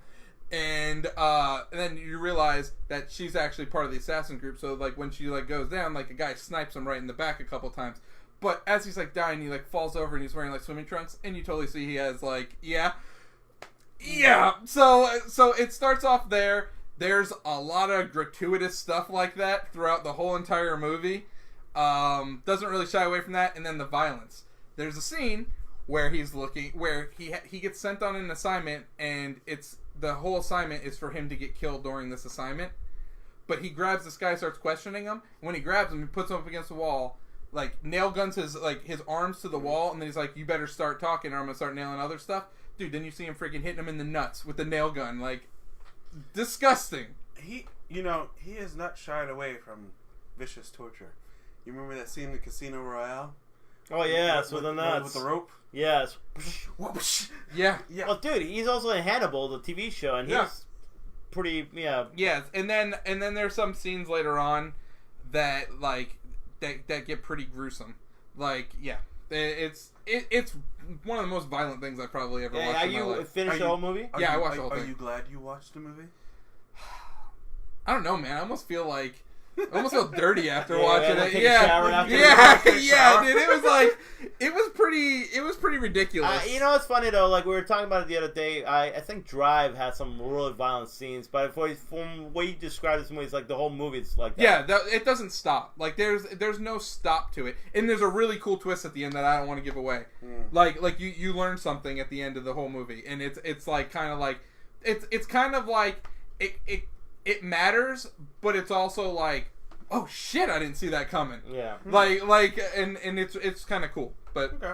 Yeah. definitely, I would give it a watch if you're really into like it's almost torture porn, to be honest with you, dude. Like it reminds me of like Hostile kind of violence. But just in an action movie. Yeah, but in an action movie. Okay.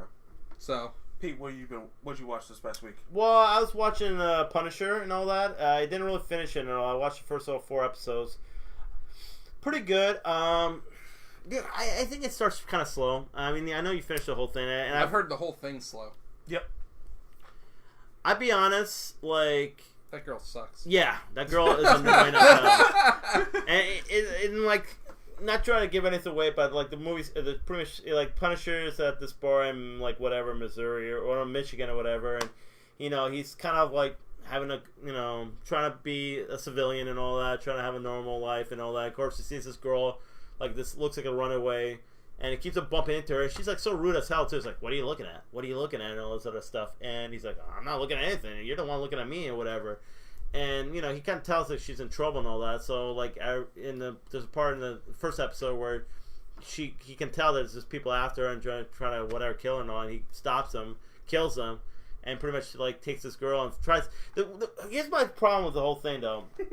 So the girl...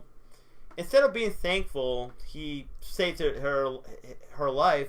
She's literally like, oh my god, like what, he like lies to her about her name, doesn't want to say anything what's going on with her. Like, I don't know for what reason she's trying to lie about it. I haven't seen more episodes to find out, but literally tries to lie about her name, lie about like, well, oh no, I'm a college student. I'm not like, I don't know why they're after me. You find out, but to me, it's still not a good enough reason. But she's getting people killed around her. That's why, like, yeah. I feel like it's not a good enough reason. It's not good enough. No, it's she's getting killed by people around her because she's lying and she's trying to like say, oh no, let me go and blah blah blah, and like and her like just her character is not a likable person. And to me, if I was a Punisher, I would a little being like, okay, here, you want to kill her? Go right ahead, kill her. I gotta ask you guys something. First episode, wasn't that the weirdest sex scene you ever seen? A little bit. It's like they're banging, and then they're like, oh, so what's the necklace you got there? Yeah, it's for my wife. Now let's start banging again. Yeah. Oh, so your wife and kids died, right? Oh, now we're gonna bang a little bit more. And it's like, what the? Yeah, it's very like kind of like very how do you call it? Anticlimactic? Yeah, because it's without punning that. Yeah, because it made me feel like they were going like multiple rounds, but what they really weren't. They really weren't. It was like they had a sex, but then they have like intimate moment. No, they were having post sex. Yeah, exactly. It was pillow talk. Yeah, it was pillow talk. Yeah, sweet nothings, But it's like the editing was kind of weird in that sense because it was really weird editing. I'm like, why did they do that? It's so weird. I do like and let's talk about Jigsaw a little bit. So. Jesus fucking. Oh, you mean with a couple lines on his face, even when his whole face got supposed to? I like. I think Ben Barnes, the actor, his portrayal of Jigsaw's pretty good. I love his acting. I thought he did a pretty good job. But what bothers me is, like, you're right. Like, he has this mask over his face, and they make it seem like he's all disfigured. Where he's not. He literally has a couple, like, it looks like, whatever, skin rash. He loses that, like, halfway through and doesn't wear it anymore. Okay, but it's just weird. Like he has a couple, and they're like people are like, "Oh my god, your face is disfigured," or "Oh, I'm disfigured." It's like you're not disfigured, man. You got, It's Ugly Bob, dude, from South Park. Literally. God damn it, Ugly Bob, why are you so damn ugly? I mean, they make it seem like that, and you're like, okay. And I don't know what it is. Maybe they didn't have enough money for makeup or whatever. But literally, Jigsaw and His face should have looked like Ryan Reynolds as Deadpool.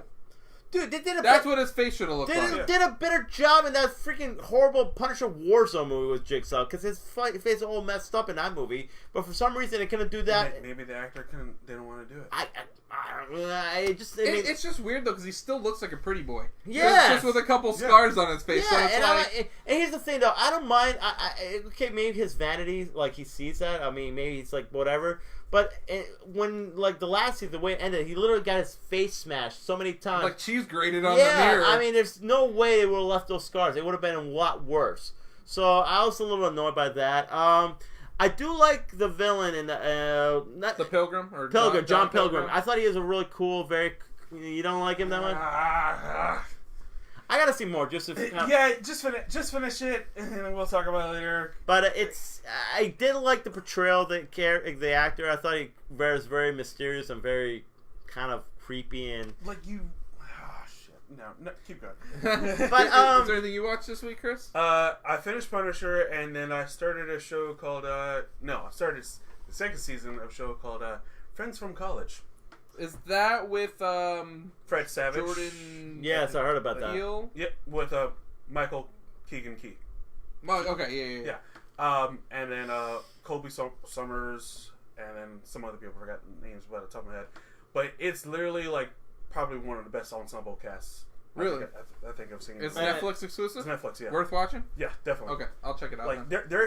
their chemistry and their like jokes to one each other is like so freaking hilarious. Like first couple of minutes of the second season, I was like laughing my ass off. You know what's funny about Netflix though? It's the fact that they're having all these good shows and movies and everything. Speaking of which, next week for our this Friday coming out for our required viewing, Velvet Buzzsaw. Oh, jeez, yeah. Yep. Comes out Friday. Jake Gyllenhaal. Yep. Yeah. It's kind of like a horror movie. So Proceed. So we'll do a review for that next week. But yeah. But no, I was gonna say though, like about Netflix and all. You think maybe they should advertise their stuff a little more because it feels Some of it gets lost in the shuffle. It does. How? Like I never even really heard of that show. The Friends from College? Yeah. And then Like I've seen it. Like I passed by, I was like, oh, Colby Smulders and yeah. And I'm just like, oh, that's cool. But like I had no clue what it was about or if it was any good. Yeah. Yeah, it's pretty good. I mean, like it's kind of like if How I Met Your Mother and Friends like mixed. See, that sounds like a good combo. And like it was like a more adult, like Friends from College, like a literally Friends from College kind of script and whatnot.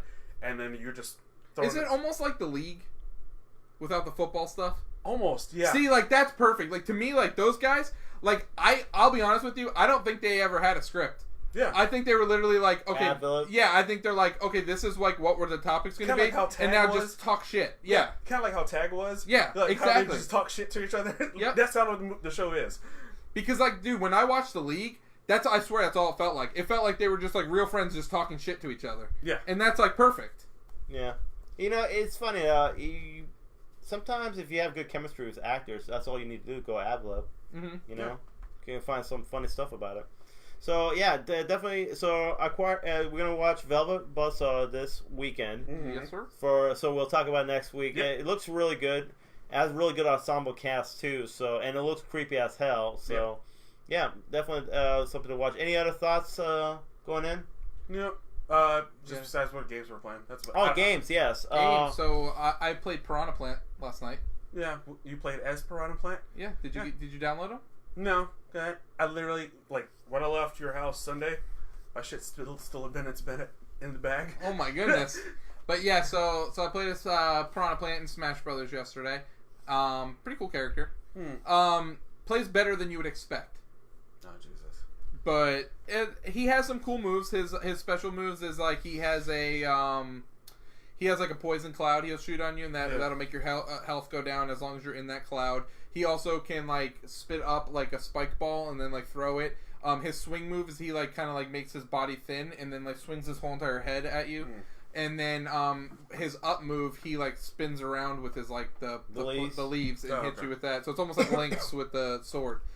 His special move, Speedy Piranha. Yeah, Speedy Piranha comes out with like 2 cages that grabs like 2 people, puts them in the cage, and then like shoots fire on them both, and then like smashes them on the ground. It's pretty cool. Dude, he's huge though. He like fills up the whole level. Does he? Yeah, it's cool. That's pretty cool. Playing that. Been playing more LA Noire. I am on the final case set. I'm in the arson now. Okay. You played it? Yeah. Yeah. So he gets basically they're trying to set him up at that point because they need someone to take a fall because there's some stuff going on in the department. So they basically making him the fall guy. Frame him, and they get wind of him like having extramarital affairs with a German singer, and then so they basically take him down that way, and then he gets stuck on arson cases. So that's what I'm on right now. Did you go down to Chinatown? No, he's not Chinatown. But I've been playing that. I just got a game from Indie Select. It's something that Indie Gamer Chick does on Twitter. It's Color Pixels, or I'm sorry, Pixel Colors. Oh. And it is basically a pick cross puzzle game, but instead of just being black and white with the pick cross, it's with different colors. Okay. So but you just make like little pictures like in a crossword puzzle. Right. So it's pretty cool. I'll be actually talking a little bit more about that on my Twitter, and maybe I'll post it on the Slightly Off Topic Twitter as well to get that a little love. Show some love, man. Yeah. So Definitely show some love. So I'll be talking about it on both of there. Yeah, so I've been playing a little Smash and also playing Spider-Man. I was trying to play Rocket League last night. For some reason, my stupid PS4 will not, I had to update it, that damn thing.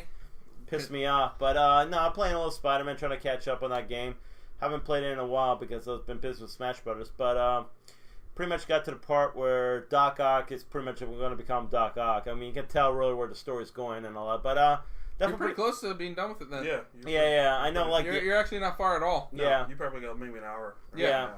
But definitely I'm going to try to finish up the game because there's plenty of other games that I have not played yet. So, what you been playing, Chris? Nothing. Nothing. Because my shit's been in my bag. So Chris did bring over VR for this weekend when we watched the Royal Rumble, and I got my first VR experience.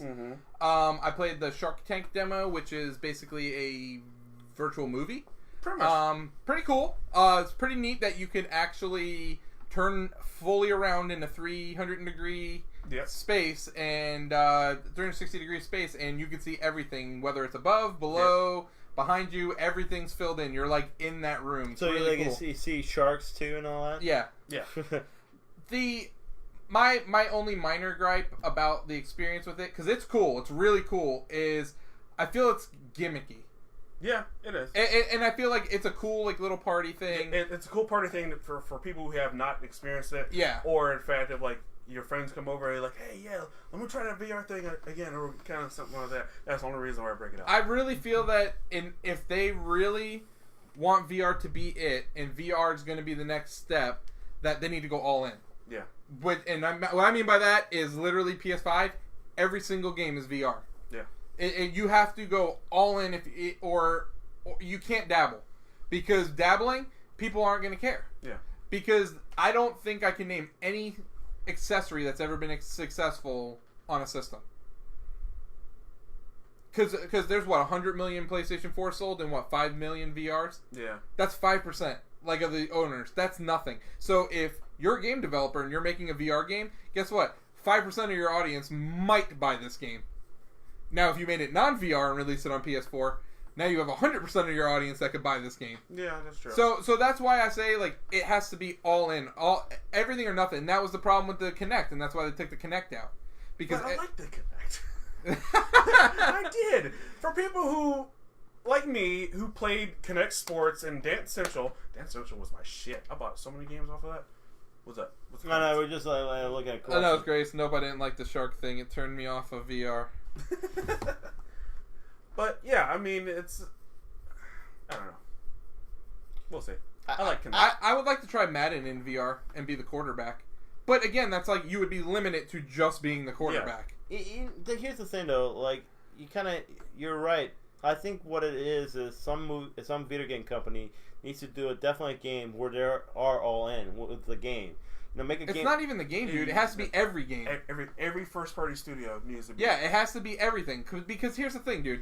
It's like if PS5 comes out, Spider-Man 2 has to be VR. God of War 2 has to be VR. Yeah. Uncharted has to be VR. Last of Us has to be VR. Because you know why, dude? Because so you're telling me they need to make a system that just has VR games? That's it? Absolutely. Because it has. So that should be the PS5. Or it could be like VR.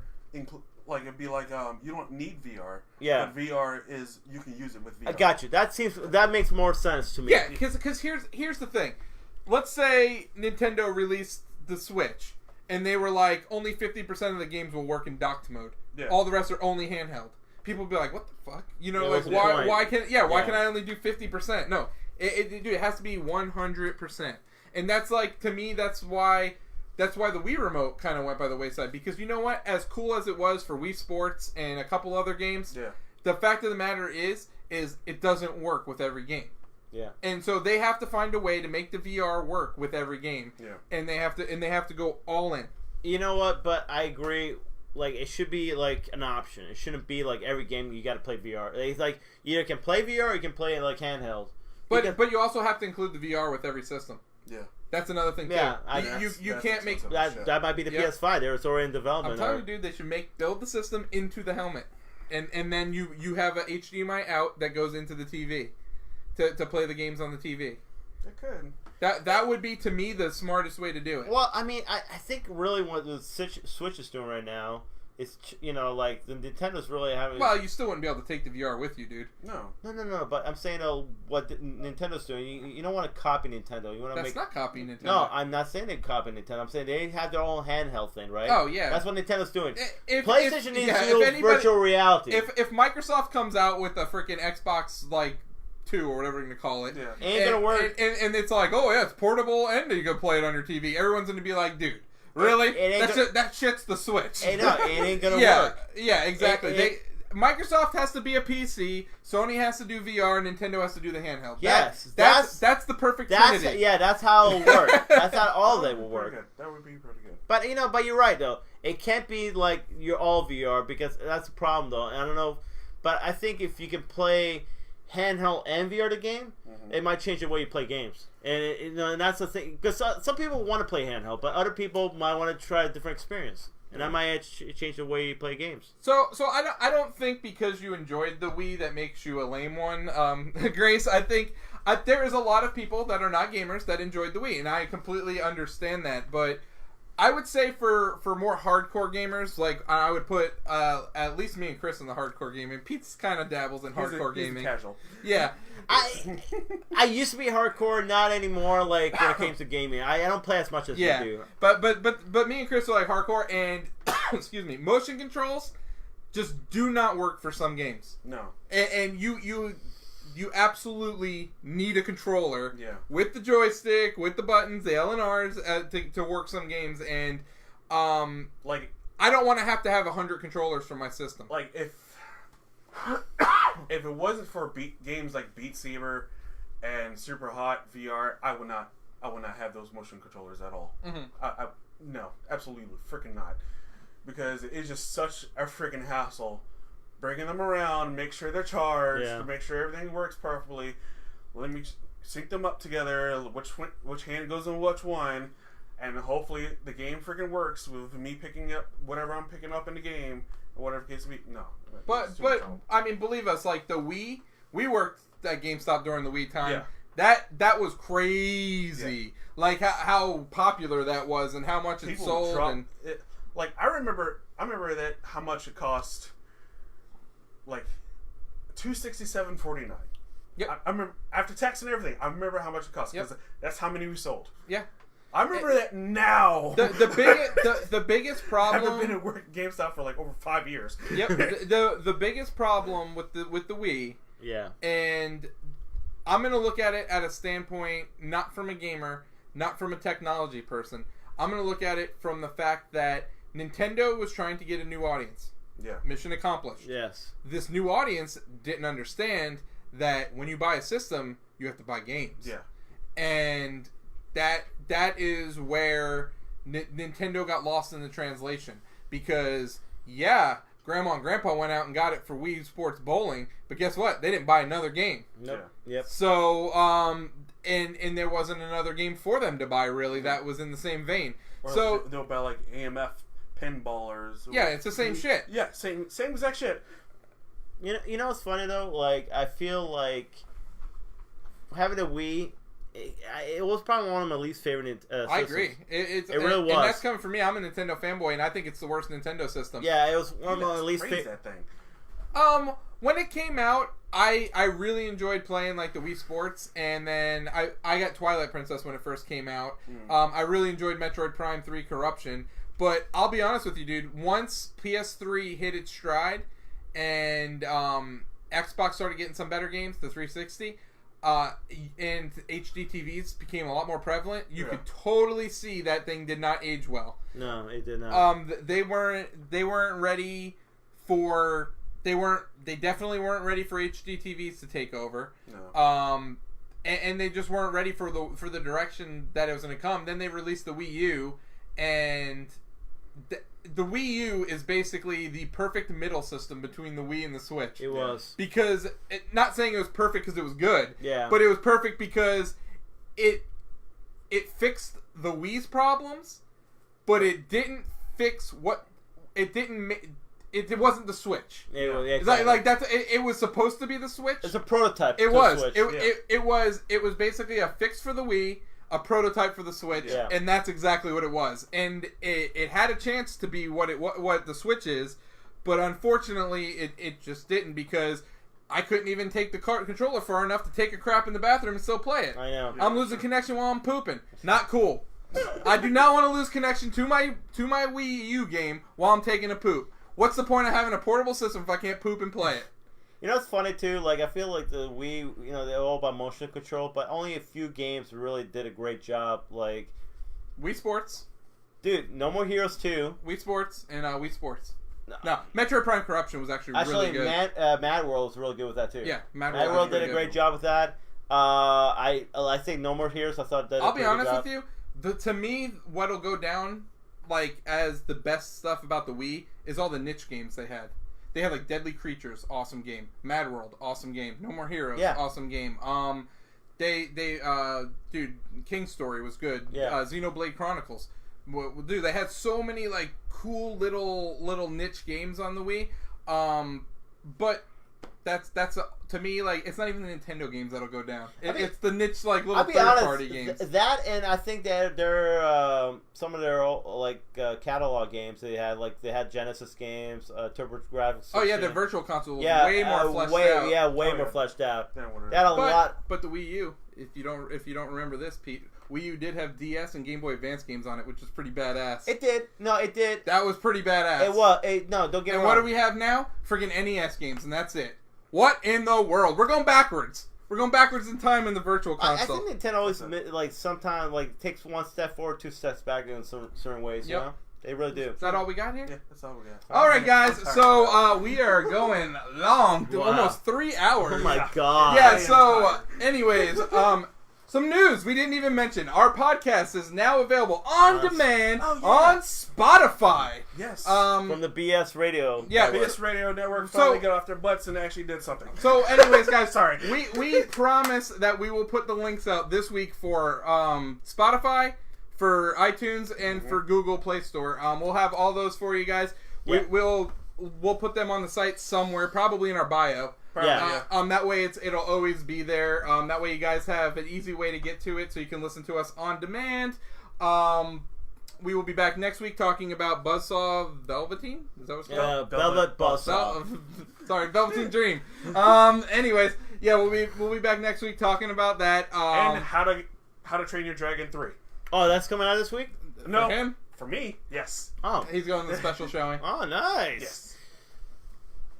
Get an early review over there, huh? Yeah, 3 weeks early. Nice. Nice. All right. I will probably be watching Incredibles 2 this week because it just came to Netflix. Okay. As I'll probably be watching Ant-Man and Wasp, but I do have a lot of movies to go. I still haven't. I'm currently at Avengers 2, Age of Ultron. You were like at that before. Yeah, no, I haven't watched it. Okay. So, anyways, so I'm still on my process of getting. You need to also try to do, once you caught up, you need to do kind of like re-review on a lot of these movies. Tell me what has a second or third time, whatever you saw it, how you feel now about these movies, because I'm actually kind of curious if your list has changed. Yeah, I'll definitely let you know how I feel about the movies this time through. Anything else going on this week, guys? I'm gonna try to finish Punisher, so we can talk a little All right, more about it. be on the lookout. Tomorrow will be Thursday. We will post up what Kyle will be playing for the weekend over on our Twitch channel, so make sure you're paying attention to that. He'll post when he goes live there. Other than that, we will be back next week. All right. Anyways, guys, have a great night. Thank you for joining us. I'm the Real Ant-Man. Eat up. King Black Cherry, gonna go to sleep. Yeah, guys.